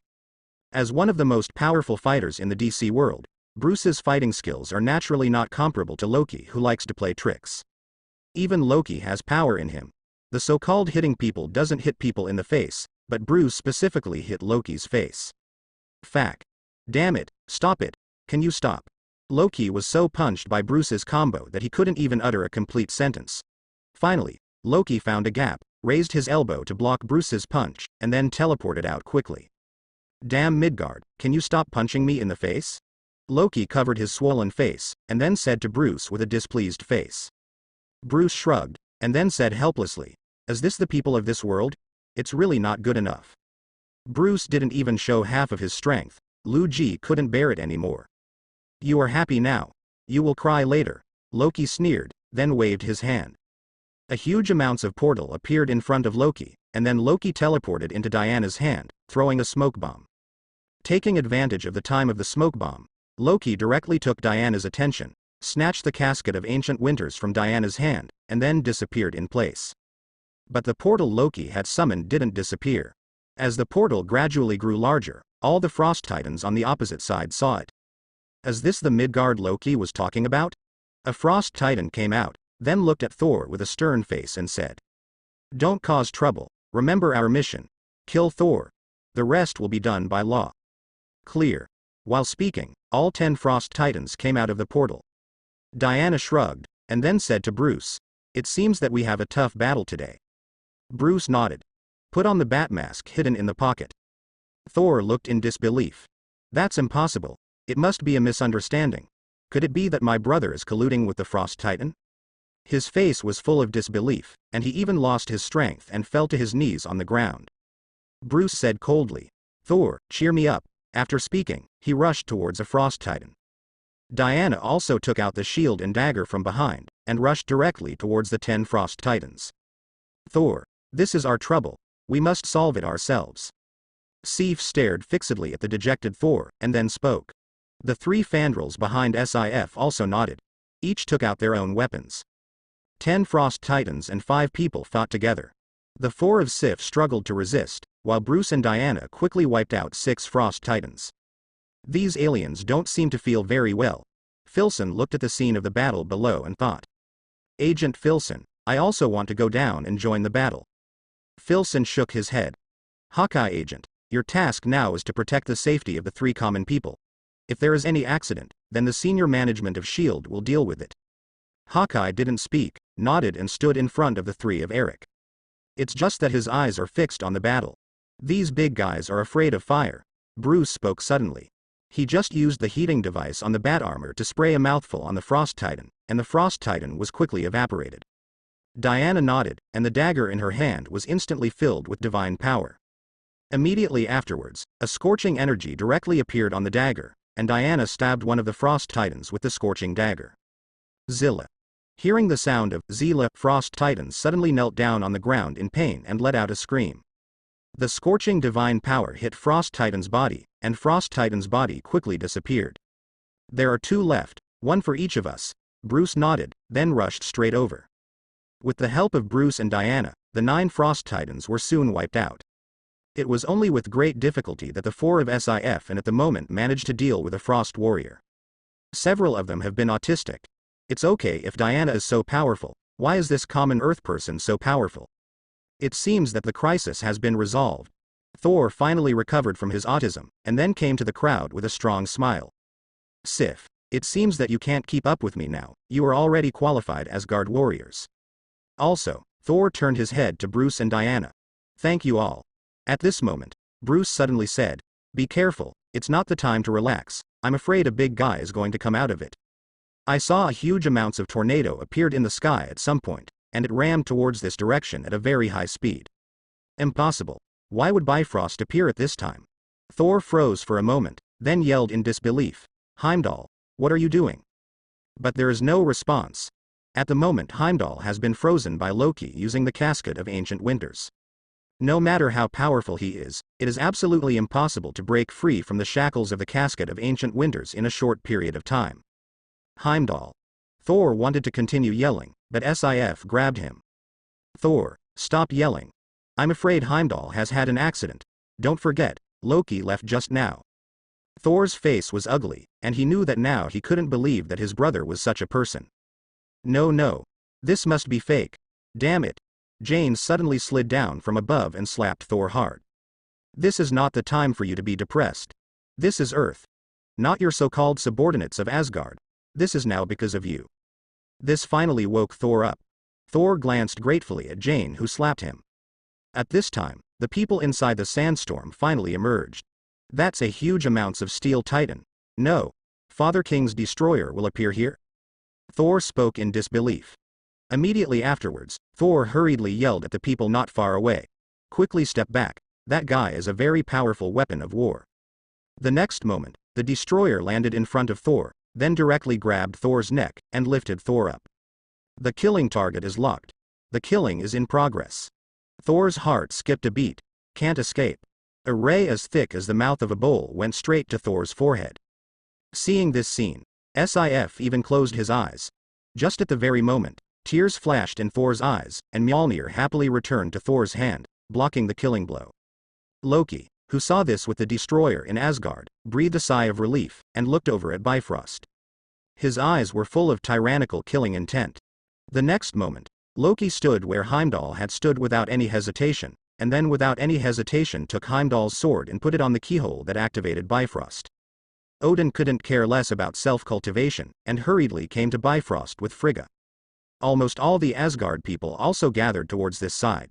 Loki, what are you doing? Odin looked at the crazy Loki with disbelief and shouted angrily. Father? I want to prove one thing to you, the best is always me, not Thor. Loki burst into tears, then gritted his teeth and spoke. Loki, first put down the key in your hand. No matter what, you must never exterminate a race directly. Ha ha ha. I don't think so. Loki, heartbroken, aimed Bifrost directly at Jotunheim. No. Odin tried to go up to Loki, but was knocked back by a huge energy blast from the Bifrost. Odin watched powerlessly as the energy of Bifrost rushed towards Jotunheim, collapsing the Jotunheim plane directly. Ha ha ha, father. Did you see that? I destroyed Jotunheim with my own hands. Loki watched with fascination the huge amounts of firework unleashed by the destroyed Jotunheim. Odin looked at Loki in such a state that he was furious, and directly slapped Loki off the stage of Bifrost. Why? My lord. I destroyed Jotunheim with my own hands. That is the enemy of our Asgard for thousands of years. Loki looks at Odin in disbelief. Odin took a deep breath. Then, looking at Loki, he said coldly, Loki, because you didn't obey my order and destroyed a plane without permission. This is an unforgivable crime. Put him in prison and never leave Asgard for life. Really? I managed to destroy the great enemy of Asgard for thousands of years, and this is how you treat me after taking over.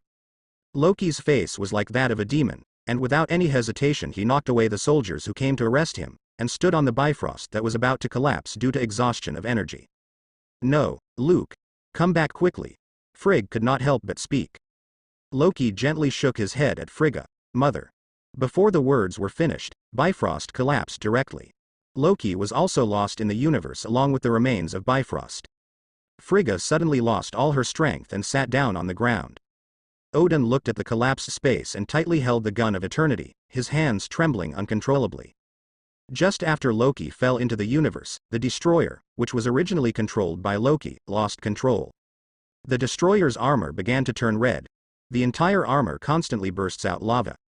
Laser beams as thick as bowls were constantly sprayed from the destroyer's head, and the entire shield base was almost destroyed under the destruction of the destroyer. Thor stood in front of the destroyer trying to stop him, but was blown away. Thor knelt down on the ground clutching his belly. Fuck. What's going on with Thor? Why did he suddenly lose control? Bruce said angrily. Thor shook his head.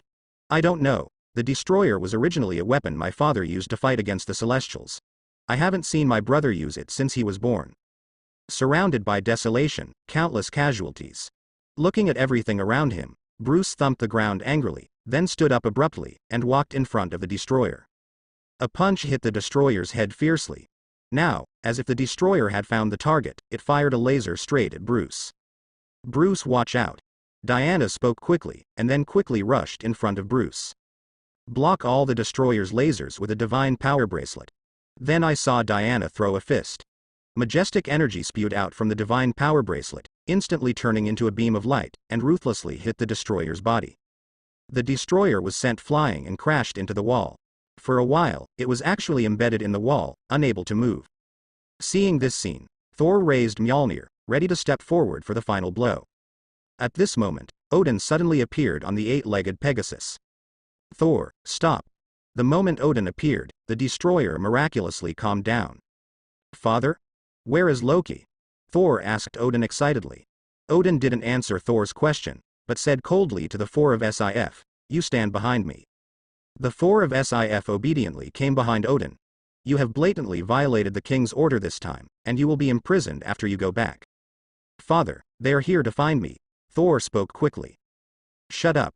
Didn't all the troubles this time be caused by you?" Odin said coldly. "Now, stand behind me, father." Thor also wanted to explain for SIF and the others. But Odin hits Thor directly with the eternal lance. "Are you disobeying my orders?" Thor sighed, lowered his head and walked behind Odin, standing with SIF and the others. Seeing Thor approaching, Odin nodded in satisfaction. Immediately afterwards, Odin looked at Diana again. Diana sensed the danger and automatically put into battle mode. Odin smiled and said, "Don't be nervous, I won't do anything to you. In Midgard, I have never seen a warrior as brave as you." Diana put her hand down and looked at Odin. "I am from the Amazons, the princess of the royal family of the Amazons." Odin nodded indifferently. Then he put his eyes on Mjolnir in Thor's hand, and said slowly, "Mjolnir is the king of the dwarf clan, built with the core of a neutron star. Unless you can take on the power of a neutron star again. Otherwise, only those who are truly kind and righteous in their hearts can afford it." With that said, Odin turned his attention to Diana again. "Of course you are." Diana smiled and shook her head. "It is undeniable that Mr. Odin, what you said may be correct. But everyone in our Amazon family is like me." Odin laughed out loud when he heard Diana's words. "Maybe." After talking with Diana, Odin turned his attention to Filson again. To be precise, it was on the headset in Filson's ear. "I know, the people of Earth are indeed proud now. But Midgard has been the territory of Asgard since ancient times. What I want to say is that we are not enemies." After speaking, Odin looked up at the sky. Streams of dark energy emerged from the 8-legged Pegasus. A huge amounts of beam of light surrounded all Asgards including Odin.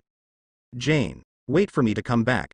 Just as he was about to set off, Thor roared, and then turned into a beam of light and disappeared into the distance. Only then did Filson heave a sigh of relief, and then looked at the 3 of Jane. "Now you have 3 choices. The first one was erased and returned to common. The second one signs a non-disclosure agreement and goes back to your original life, but will be monitored all the time." Jane shook her head. "I don't want to choose the first 2, so what about the third one?" She finally came into contact with the secrets of this world. "How can you be willing to be a common person again?" Filson took a deep breath, then listened to the news from the headset and spoke. "Option 3, you will leave your life in common and come to S.H.I.E.L.D. "I choose the third one," Jane said without any hesitation. "And what about you? Professor Eric, Dr. Darcy?" The 2 looked at each other, and then smiled wryly. "Do we have another choice?" "Definitely the third one." Filson nodded. Bruce also said at this time, "The agreement between me and you is permanent. W." After speaking, Bruce was about to take Diana away. But Filson quickly stopped Bruce. "Mr. Wayne, we still have some questions to ask you." Bruce shook his head. "This time, Diana and I followed the 3 of them in all our actions. If you have any questions, you can just ask them. I think the girls in New York can't wait to party with me." After finishing speaking, Bruce drove Diana directly out of the temporary base, then boarded a private jet and returned to New York City. The Queen. Hydra base. With one hand resting on his cheek, Joker watched the fresh video uploaded by the bald agent just now. Suddenly he burst out laughing. It seems that this world is not so boring, not only agents, mutants, but also so-called gods. I just don't know what it's like to kill these gods. Joker turned his head to look at Aren, and then asked, "How is the little boy brought back a few days ago?" Darren Soriano was a little shy when he first came back, but it has been much better these days. We have found a physics teacher for Darren these days, and after a while we can let Sabretooth teach him how to control own ability. His ability is not much different from a mutant recorded by S.H.I.E.L.D., so it's not that difficult to develop. Joker nodded his head full. Speed? Up the progress as much as possible, and then we will have a big fuss in New York. A flash of excitement flashed in Eren's eyes, and he nodded hastily. By the way, didn't Sabretooth say that he has a younger brother who is still alive? Have you found it? By comparing the information of S.H.I.E.L.D., it has been found. With that said, Eren transferred a file to Joker's computer. That's him. Logan Howlett. Looking at the information on the screen, Joker opened his mouth and said, Logan Howlett, aged 40, is now working as a lecturer at the Xavier Academy for Gifted Youth?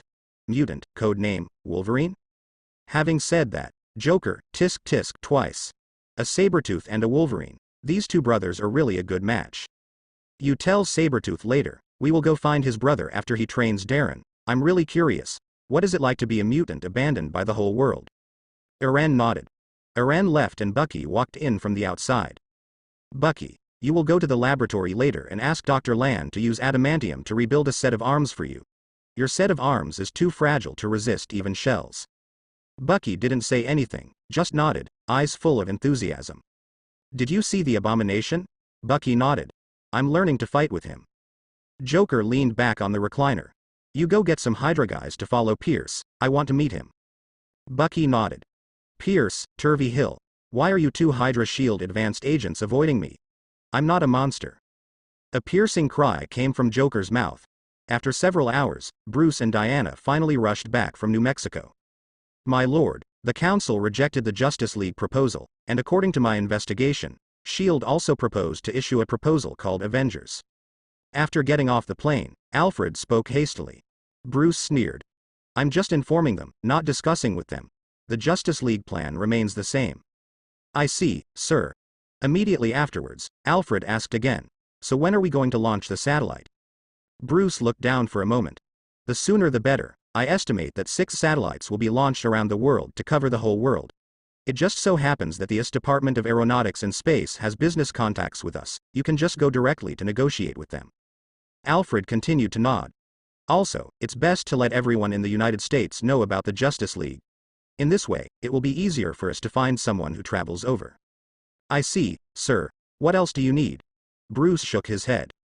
There are only so many things for the time being. By the way, I'm going to have a party in the villa tonight. Remember to invite some actresses for me, and invite Tony too. Yes, sir. After Bruce finished speaking, he looked at Diana beside him. Diana, what do you want? Diana nodded. Since there are American and European myths in this world, I would like to visit Greece. If there are races similar to mine in this world, then they should have beacons in Greece. No problem, I'll help you prepare the plane. Diana smiled and rejected Bruce. Forget it, I want to go there by myself. Okay then, be careful with everything. After speaking, Diana disappeared from the car with a flash. 8 petameters. Bruce kicked off the party in his newly purchased villa in New York. Tony came to the party in a cool steel chariot. Bruce has been gone for a few days. What are you busy with these days? Are you developing your new armor? The two sat on the sofa next to the swimming pool, looked at the girl with a graceful figure, and took a sip of champagne. Tuo Diane asked in the middle. Bruce gave a wry smile. That's not true. I went to New Mexico in the past few days, and I met the Protoss of your world. God? Bruce nodded. It's the gods in Norse mythology, Odin, Thor. Wow, I really want to see it. I also found an interesting thing these days. I flew from New York to Antarctica specifically, and then I went to rescue an old antique that had been frozen underground for 70 years. 70 years? Bruce froze for a moment. Tony nodded. Then he took out his phone and showed Bruce the photo he had taken in Antarctica. In the picture is a person who is frozen in the ice, and the figure in the ice can be vaguely seen. Steve Rogers, the genetic product of World War E, known as Captain America, you must have heard of him. Definitely heard. Bruce laughed a few times. When I first crossed over, I went to several stores, and it turned out that every store had his figure. Tony shrugged. No way, Americans need heroes. Before I appeared, Steve Rogers was the Captain America in people's minds. So should I wish you the next Captain America? Bruce raised his glass. Tony smiled and clinked glasses with Bruce. I'm not interested in being the so-called Captain America. I am who I am. I am Iron Man. Bruce nodded, then suddenly thought of something and asked. Then what about the whip? The whip should have been taken away by the Shandong Bureau. Are you not afraid that they will develop the same arc reactor as you? Hearing what Bruce said, Tony laughed twice, and then said, it's not that I underestimate those people in S.H.I.E.L.D. Even if they can really make an arc reactor like a cat, it's only the first generation. They don't even have a new one. Elements don't know anything. What's more, how can a healthy person install the palladium element around his body? Bruce narrowed his eyes and said, you're right about that. In the XZ airport, Strange walked down wearing a thick cotton coat. Before he came, he checked the strategy about XZ. The altitude here is very high, and generally people who live in low altitude areas will feel a lack of oxygen when they come here. Feeling the cold wind blowing all around, Strange couldn't help tightening his clothes. His hands trembled slightly. This is the sequelae left in the previous car accident. If there is no way, his hand may be like this for the rest of his life. He didn't come here this time to seek a good healer. Half a year ago, Strange was transferred from the position of attending doctor to consultation, and he suddenly felt that this position seemed to be very good, not to mention that his little assistant, Christine, was also transferred here. Strange walked out of XZ Airport wrapped in a brand-name down jacket worth several $1,000s. Midair, a man holding a large wine glass full of beer in his hand is exactly the Constantine who traveled over half a year ago. Constantine looked at Ancient One Mage with a smile. Ancient One Mage, how about it? I guessed right. Ancient One Mage nodded. After a few sessions of suffering, I didn't even think that he could come here earlier than before. Originally, I estimated that it would take a year. There was some surprise in Ancient One Mage's tone, and she couldn't help becoming curious. This time, without the guidance of the people she sent, would Strange, the future Supreme Mage, be able to find the Supreme Holy Place? Even if it can be found, how long will it take? Ancient One Mage, let's make another bet. Constantine took a sip of the huge amounts of beer in the glass with a smile, then burped and said to Ancient One. Ancient One was silent for a moment. What do you want to bet this time? How about the mirror space magic? Constantine asked tentatively. Ancient One lowered his head and pondered for a moment, then looked at Constantine and said, then what is your bet? Mirror space is a very advanced magic. If the bets are not equal, then I will not bet with you. Don't worry. You will definitely be satisfied. Constantine took another sip of beer, and the beer filled the glass automatically. What a practical magic. Constantine's face became serious. He stared closely at Ancient One and said, I have been here for half a year, and I discovered a very strange thing. Ancient One said indifferently, what is it? Constantine looked Ancient One up and down, and then said, I feel that the magical aura on your body is very strange. It seems that you have not cultivated it yourself, but are stealing energy from something. I tried to sense that aura. It's a very chaotic evil breath. So, my bet this time is the cultivation method of our world, do you bet? Ancient One nodded without any hesitation. I made a bet with you. Not only that, but if you can really win this time, I can even show you that threatening and chaos alien creature. What I stole. It is its calendar area. Then we take 3 months as the deadline. Do you want to bet beyond 3 months, or within 3 months? Ancient One took a deep look at Tessrange who kept asking for directions. Then he made up his mind and said, I bet Strange will take more than 3 months to find. A smile appeared on Constantine's face. Then Ancient One Mage, you are doomed this time. I bet Strange will find the Supreme Holy Place within 3 months. Ancient One Mage smiled and shook his head, but did not speak. Just moved his fingers a little, and a huge amounts of ring appeared in front of him. I guess it will take a long time for Strange to find the holy place. During this time, if you practice the teleportation magic again, you might succeed when. Seeing how relaxed and comfortable Ancient One Mage looked, Constantine only felt a bunch of lemon essence dancing in her heart. Constantine pouted. Forget it, I don't have much ability for this thing. I thought I could draw a few circles at random, but who would have thought that it would be so difficult, or is it suitable for other magics?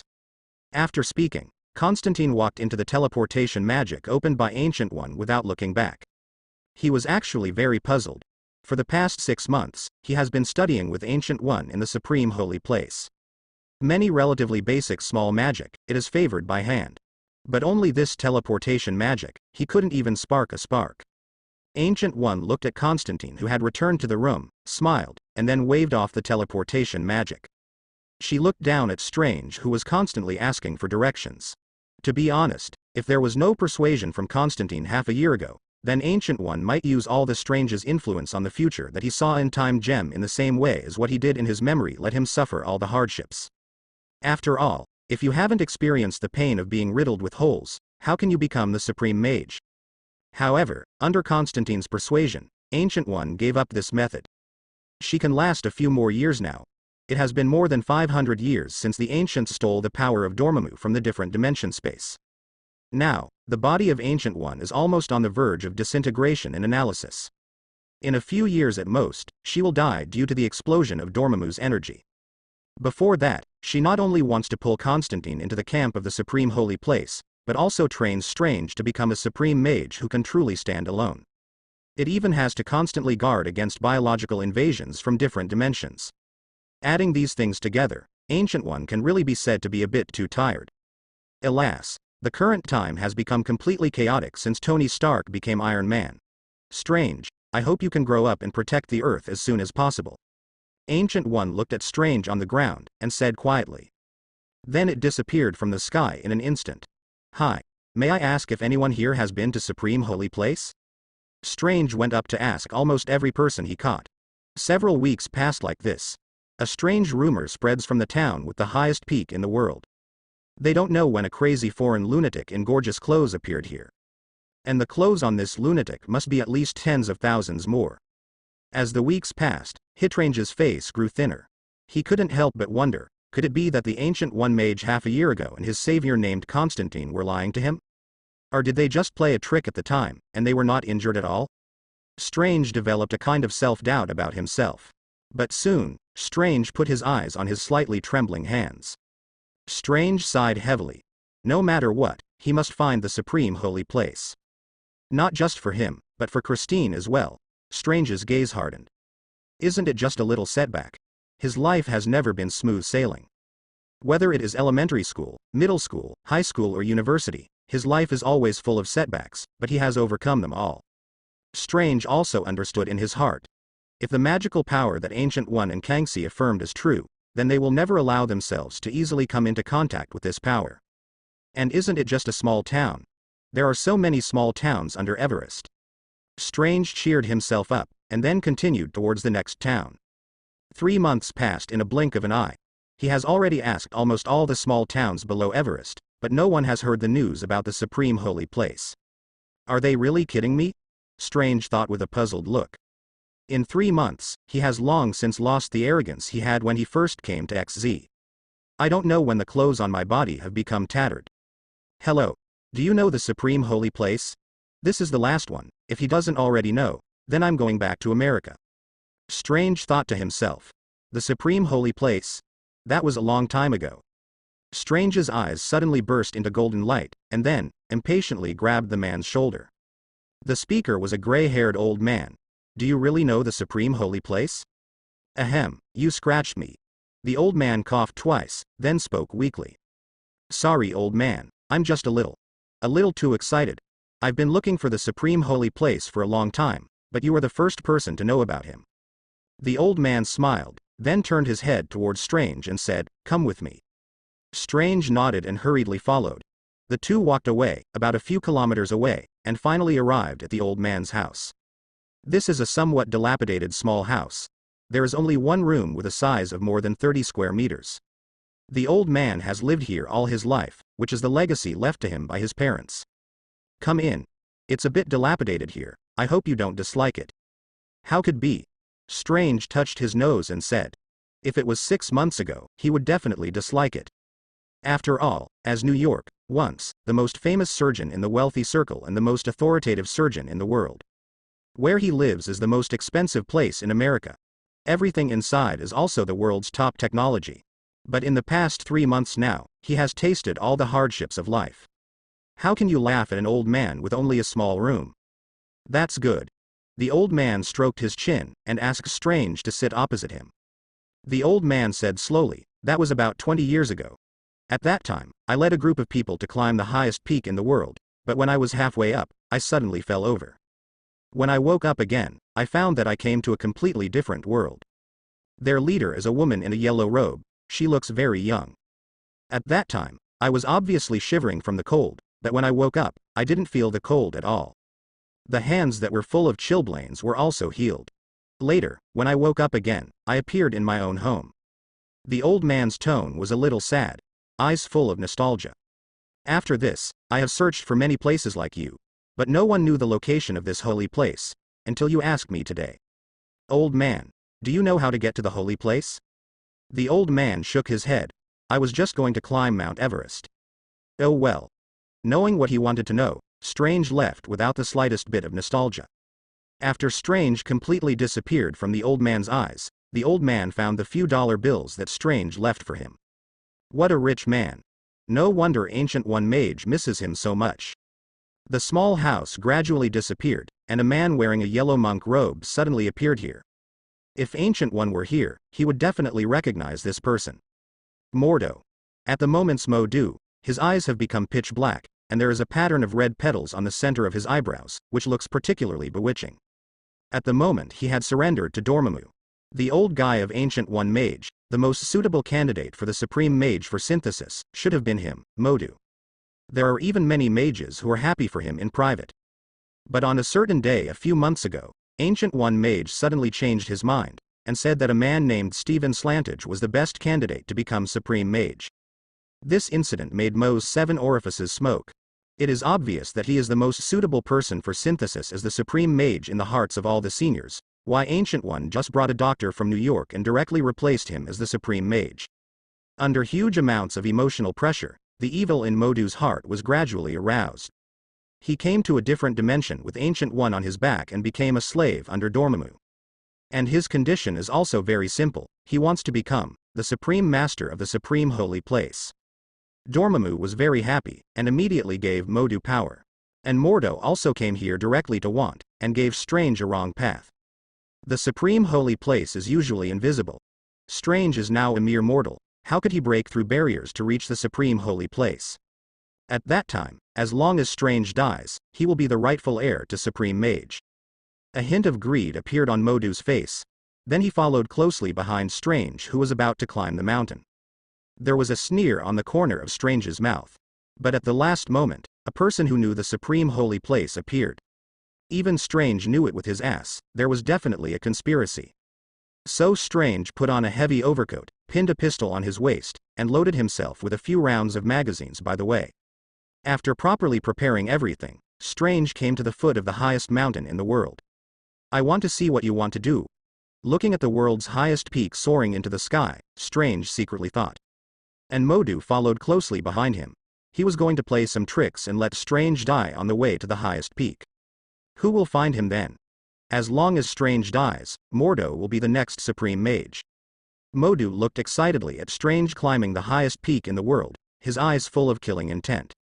Just when Strange had just taken his first steps on the snow-covered world's tallest mountain.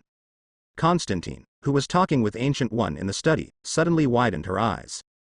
He squinted his eyes and looked at the Ancient One Mage opposite with a smile. Then slowly said, Ancient One Mage, you have lost this bet. Oh? Gui was a little puzzled. Then he opened his eyes wide and began to look outside. After a long time, Ancient One frowned. It's true that I lost, but what happened to Mordo behind him? I didn't arrange for anyone to find Strange. Isn't it the person you arranged? Constantine asked with some doubts. I clearly remember seeing this person several times in the Supreme Holy Place. Absolutely not. If I hadn't met you before, I would have planned to let Mordo go to Strange. But because of the bet between the two of us, I didn't mention that Strange came to XZ with silent reading. What the hell is going on here? Ancient One's eyes began to glow brightly. Her eyes passed through the layers of mountain peaks and came directly to Mordo not far from Strange. She suddenly saw waves of extremely evil power constantly emerging from Modu's body. And this power was all too familiar to her. Dormammu? Ancient One muttered to himself. Not only that, but she also discovered that there is a shielding magic on Strange that is specially aimed at her. If Ancient One hadn't looked carefully, Strange would not have been found at all. Dormammu's powerful tricks made Modu even betray. There was a gleam of coldness in Ancient One's eyes. Are you going to take a look? See if Strange can get rid of Mordo? Suddenly, Constantine stood up and said to Ancient One. Ancient One nodded. Come out, I know you're right behind me. Walked up for about a few hundred meters. Strange spoke suddenly. Is he cheating on me? Mordo squinted his eyes, held his breath, and watched Strange silently not far away. Is there really no one? Is that person really just because I was lucky? Strange murmured to himself with some doubts. Modu was about to snicker, but a bullet suddenly hit Modu's scalp. As long as Strange is just a little bit higher, he can go to see the previous Supreme Leader. Now Mordo couldn't sit still, he knew that Strange had discovered him. How the hell do you know where I am? Modu had an expression of lingering fear, then gritted his teeth and asked. Strange sneered disdainfully. Do you think I'm stupid? I'm a doctor of medicine. This is a habit I left behind when I was doing surgery. I always like to look around from time to time. I saw you move a little bit just now. Although it was very small, I was sure there was someone there right away. Strange sneered, and then fired straight at Mordo. Damn, I think Ancient One should give me a World's Most Peaceful award. Seeing Mordo, who couldn't be hurt by bullets in the distance, Strange bit the bullet. Is this all you can do? Modu sneered, looking at Strange who was still firing at him. You clearly know that bullets are useless to me. Mordo laughed loudly. Bullets don't work on you, but other things do. While speaking, Strange took out a round object, pulled off the lead wire, threw it towards Mordo, and threw himself on the ground. Mommy Falca. Strange, you little bastard. Modu yelled at Strange angrily. Modu also quickly imitated Strange's appearance and fell to the ground. Only one huge amount of explosion was heard. Modu, who was still arrogant and domineering just now, suddenly screamed. Oh, my arms. My hands. My legs. Countless grenade fragments were inlaid on Modu's body, directly turning Shadu into a disabled person. He looks 10 times worse now than when Tony was hit by the missile. There are even a few more fragments at the mouth of the heart. Strange walked directly to Mordo, grabbed his collar and lifted Mordo up, then asked in a cold voice, tell me how to get to the supreme holy place. Strange stared into his eyes tightly, and then said in a cold voice. Who knew? Who else walks to the holy place these days? Mordo coughed twice, then coughed up several mouthfuls of blood, and said to Strange with a look of disdain. What did you say? Strange clutched his fist and threw it at Mordo's face. After punching several times in a row, Strange finally relieved a little of the depression in his heart. Although I already knew that he might be tricked, but he is still a little disappointed. Is it really about to return home? Strange ignored Modu, who fell on the ground, and looked at the world's #1 peak soaring into the sky with some scalp numbness. He knew very well in his heart that at an altitude of 8,000 meters, a person like him couldn't climb it at all. Just as Strange was about to leave, Ancient One and Constantine suddenly appeared behind Strange. Constantine stopped on Mordo's body, and then looked at the scars on Mordo's body. It's amazing. Strange. Constantine spoke in praise. You can kill a mage with a mortal body. This guy is really aggrieved. Strange nodded towards Constantine, and finally heaved a sigh of relief, ignoring the snow all over the ground and knelt down on the ground. He looked at Ancient One with some doubts. Ancient One was silent for a while, and he also understood what Strange was thinking. So he slowly opened his mouth and said, Modu was bewitched by Dormammu from the dark dimension. He predicted that you were about to become the supreme mage, so he asked Modu to rob and kill you. Dark dimension. Dormammu. What is this and what? If you want to know more, just follow me. Ancient One waved in front of him casually, and opened the teleportation circle. Definitely if you want to stay a common, stay where you are. Ancient One and Constantine just walked in last night. Strange gritted his teeth and glanced at the corpse on the ground. He was really curious, so he slammed right into it. New York. In a manor in West Chestershire. This is where the Mutant Academy is located. The full name of Mutant Academy is Xavier Academy for Gifted Youth, which was founded by a man named Charles, who can control people's brainwaves. Today, Mutant Academy welcomed an unexpected guest. A custom Chevrolet in black arrives at Mutant Academy. Nick Fury arrives at Mutant Academy wearing a plastic device that prevents Professor X from controlling it. As soon as Nick Fury appeared, almost all the mutants present looked at Nick Fury with hatred. But he didn't care about the eyes of the surrounding mutant. A bunch of family guys who can't fit into society. Everyone here is arguably deformed. Nick Fury has studied mutants, who have an extra X chromosome in their bodies than the common people. It is also because of that X chromosome that these mutants have these super abilities. Definitely, if it is researched, S.H.I.E.L.D. will definitely be able to research it. But there is no need for that. Nearly 100 years ago, Captain America could completely crush this group of mutants. Even until now, they are still oppressed and unable to hold their heads up. Take me to Charles. Nick Fury looked at the Cyclops not far away, and ordered in a cold voice. Cyclops snorted coldly, and even pressed his hands on the glasses, as if he could emit laser light in the next moment, cutting Nick Fury in half.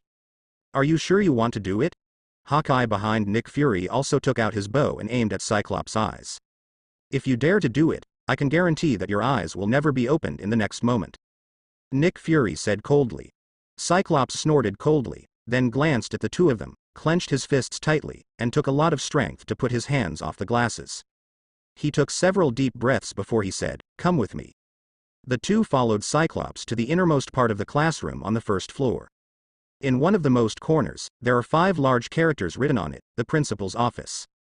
Hawkeye, you wait for me outside. Nick Fury settled down towards Hawkeye, and then directly walked in boldly. Charles sat in the wheelchair, and then asked with some doubts, Nick Fury, are you here to pay Darren back? Heard what Charles said. Nick Fury couldn't help but snorted coldly. I'd love to give it back to you, but you mutants have never been very reliable. Darren Soriano has now betrayed S.H.I.E.L.D. and you, he's under the Joker now. Joker. Charles said with some doubts. How does this matter have anything to do with Joker? You just said you'd borrow him to defuse a bomb. Charles was furious, and he glared at the BL*CKM*N in front of him with a full face of anger. You liar, you never said you were going to send a kid, a mentally immature kid, to deal with criminals like Joker. Did you ask? Nick Fury found a random sofa and sat down. Then he stared straight at Charles. I don't seem to have ever said that the person I let him deal with is not the Joker. Now he's betrayed. Charles glared at Nick Fury angrily. Then he closed his eyes and began to search for Daaloon within the scope of New York. Did you find it? After a long time, seeing Charles opened his eyes, Nick Fury asked impatiently. The reason why he let Joker take Darren away is to let Charles use brainwaves to find Joker. If Joker and the others are in a remote location, Nick Fury will directly end Joker's life with an ICBM. As for what Bruce said some time ago, Joker may not die. He can see it for himself. Charles's expression was a bit complicated. He glanced at Nick Fury resentfully, and then covered his forehead. Found it. He's in Queens now. Queens? How could Joker be based in Queens? Nick Fury asked in disbelief. His brows were tightly furrowed. It would be okay if it was in the wilderness, but it would be troublesome if it was in Queens. Queens is in New York, and intercontinental missiles cannot be used to directly destroy Oda's base. Can you be more specific? *TTT. Nick Fury continued to ask. Just as Charles continued to investigate the people around Darren, a voice suddenly appeared in Charles's mind. When did a little mouse come into my head? The next moment, Charles covered his head in pain. The surrounding instruments are constantly flickering, and flickering. Suddenly the alarms at the Xavier Academy for Gifted Teens started to go off. All the mutants in the entire academy are gathering towards the principal's office. Nick Fury watched all this with a livid face. Joker's mind. Joker and Charles sit opposite each other. Charles was about to speak, but Joker suddenly put his index finger on his mouth and let out a shush. Shush. Don't talk yet. Let me guess who you are. Joker suddenly burst into laughter, so sharp and piercing that Charles clutched his head in pain. He just felt like his head was about to explode when Joker laughed. Everything around seemed to turn into Joker's smile. Finally Joker stopped laughing, and Charles felt his head feel better. You should be the dean of the helper Nick Fury found. Joker suddenly appeared in front of Charles, less than 3 centimeters away. Are you the principal of Mutant College where Darren Soriano works? Charles. Codenamed Professor X. Ability can use brainwaves to realize mind control. But now, it seems that your ability is useless to me. Joker grabbed Charles's throat hard, and then said in a cold voice. Who gave you the guts to invade my mind? Do you think you are omnipotent? How dare you? Woo. Woo. Let me go. The pain of suffocation came, and Charles clutched his throat tightly. At the moment all the mutants came to the principal's office and surrounded Nick Fury and Hawkeye. Principal. Charles? What's wrong with you?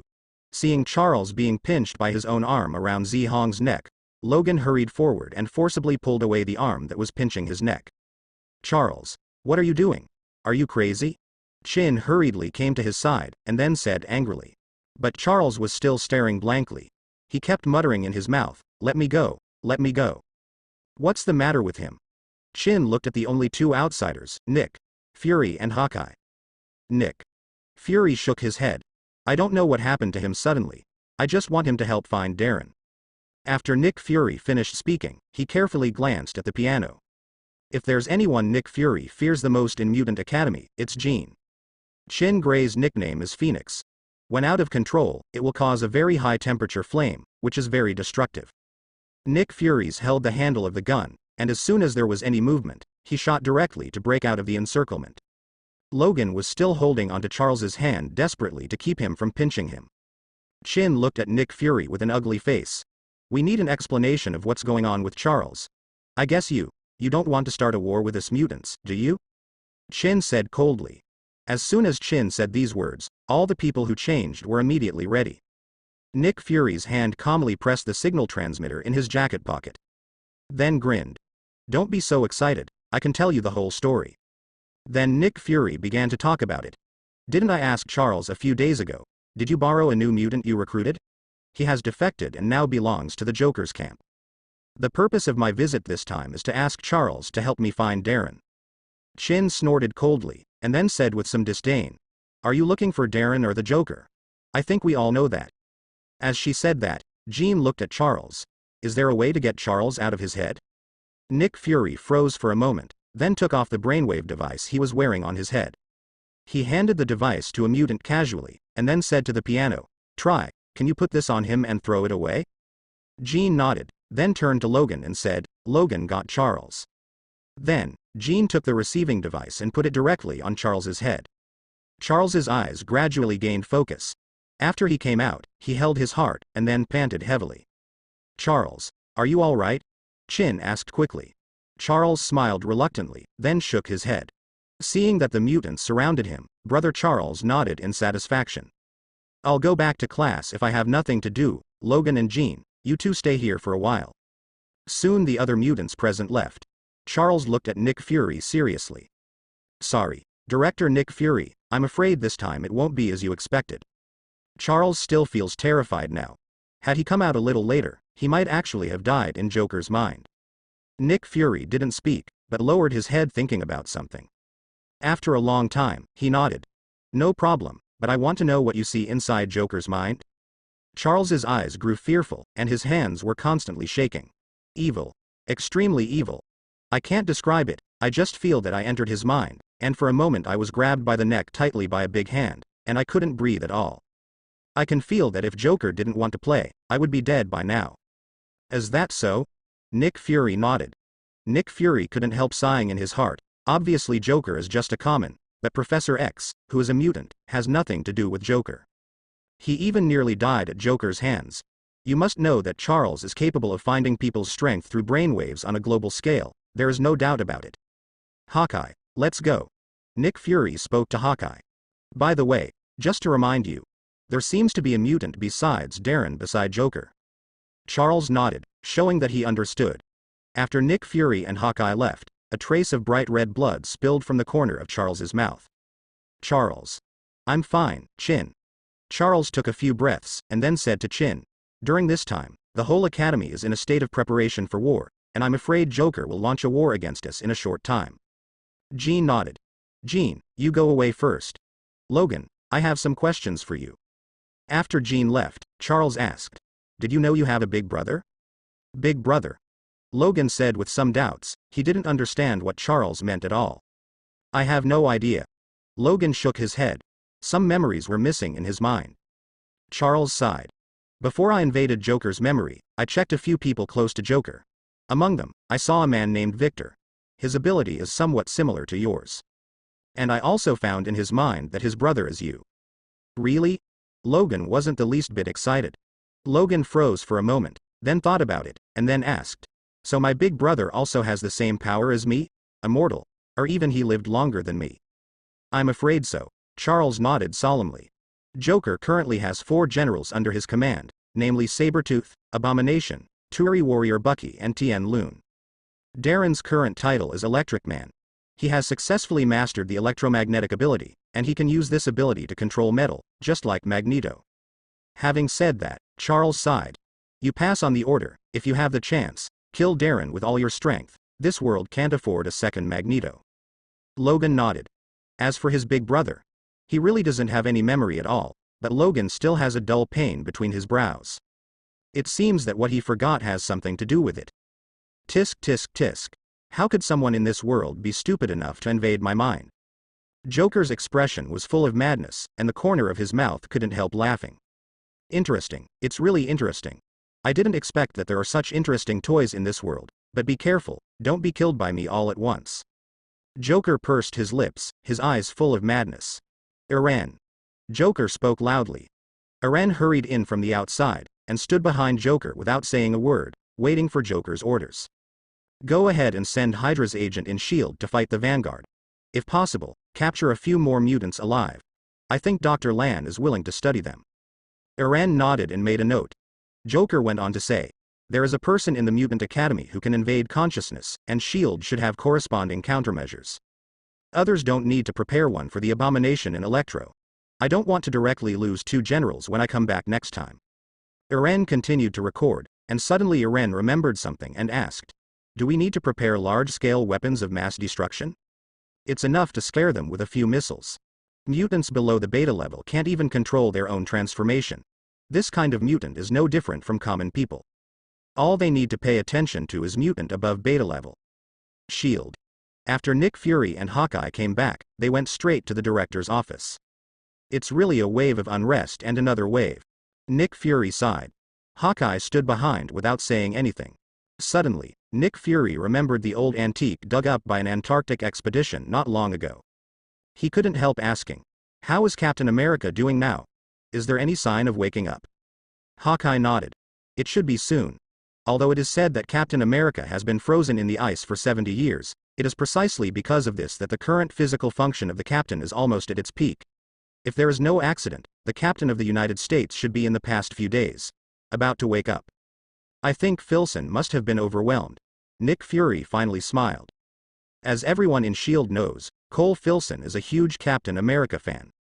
He even spent thousands of dollars just for a set of Captain America commemorative cards. Even the bedroom where he sleeps every day is covered with posters of Captain America. Wait for the Captain to notify me as soon as he wakes up. I think he has been asleep for 70 years, and he can't wait. Hawkeye nodded. Not only Nick Fury, everyone in Shandongju is looking forward to the Captain's awakening. No, the upper echelons of the entire United States are looking forward to it. In the United States, you may not know ZT, but you must not know Captain America. Even in a random street or alley, you can find Captain America toys. What are the Stark Group and the Wayne Group doing these days? Is there anything unusual? Hawkeye checked the information, then shook his head. Stark is still the same, drinking and partying all day long. Bruce hasn't had any abnormalities recently. It's just that I always feel that something is wrong. It seems that Bruce's reaction to the Justice League proposal being passed was too calm. This is normal. Nick Fury sneered. The people on the council think they're in control, but who will listen to them? Saying Nick Fury, took out an Avengers plan from the left drawer. Although the council does not give up their seats, I still plan to form an Avengers, even if it is to deal with the Justice League, it must be formed. Although Shandongju has the best equipment and soldiers, they are only common people. What we need is a super ability team. It can face the Earth and any danger that may arise. Now I am the only one in Avengers who is sure yes, the 2 candidates are you and Black Widow. Do you want to join? Nick Fury's eyes were fixed on Hawkeye. Hawkeye nodded without the slightest hesitation. Nick Fury was not surprised to see Hawkeye agree. This is something he already knew. Now we need to lure those people from Asgard in. Nick Fury rubbed his brows and said.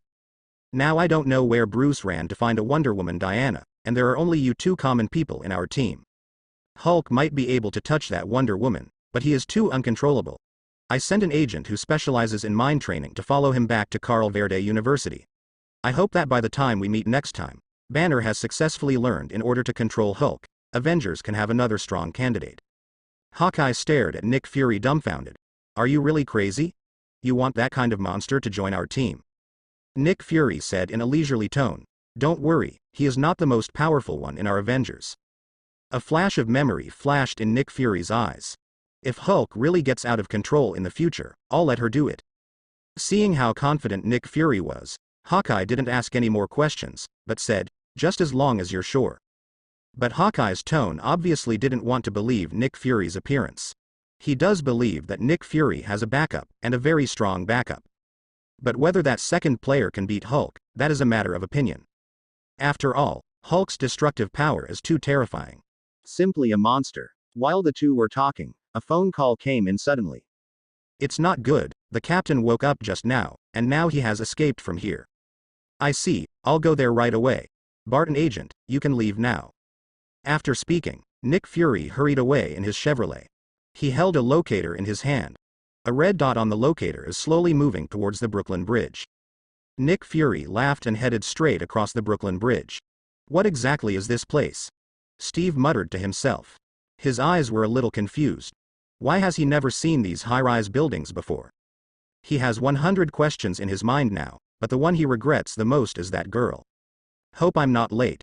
Steve stood on the street, thinking to himself. He couldn't wait to finish that dance with the girl he loved.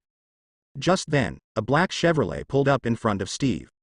Nick Fury stepped off the Chevrolet slowly, and stood in front of Steve. The distance between the two was no more than 50 centimeters, and Steve directly assumed a fighting pose. "Captain, long time no." Nick Fury spoke suddenly. "Who are you?" "I'm Nick Fury, director of S.H.I.E.L.D. S.H.I.E.L.D. was founded by Agent Carter and 2 others. "Carter agent? Where is Carter now?" Nick Fury narrowed his eyes, looked at Steve in a leisurely tone and said, "Captain, it's 2010, and you've been frozen for 70 years. Steve lost all strength in his body. Nick Fury looked around, then held out his hand to Steve. "Have you already thought about how you can survive in this era?" Steve shook his head. His eyes were a little erratic and he opened his mouth. "I didn't think about it that far, I just owed a girl a dance."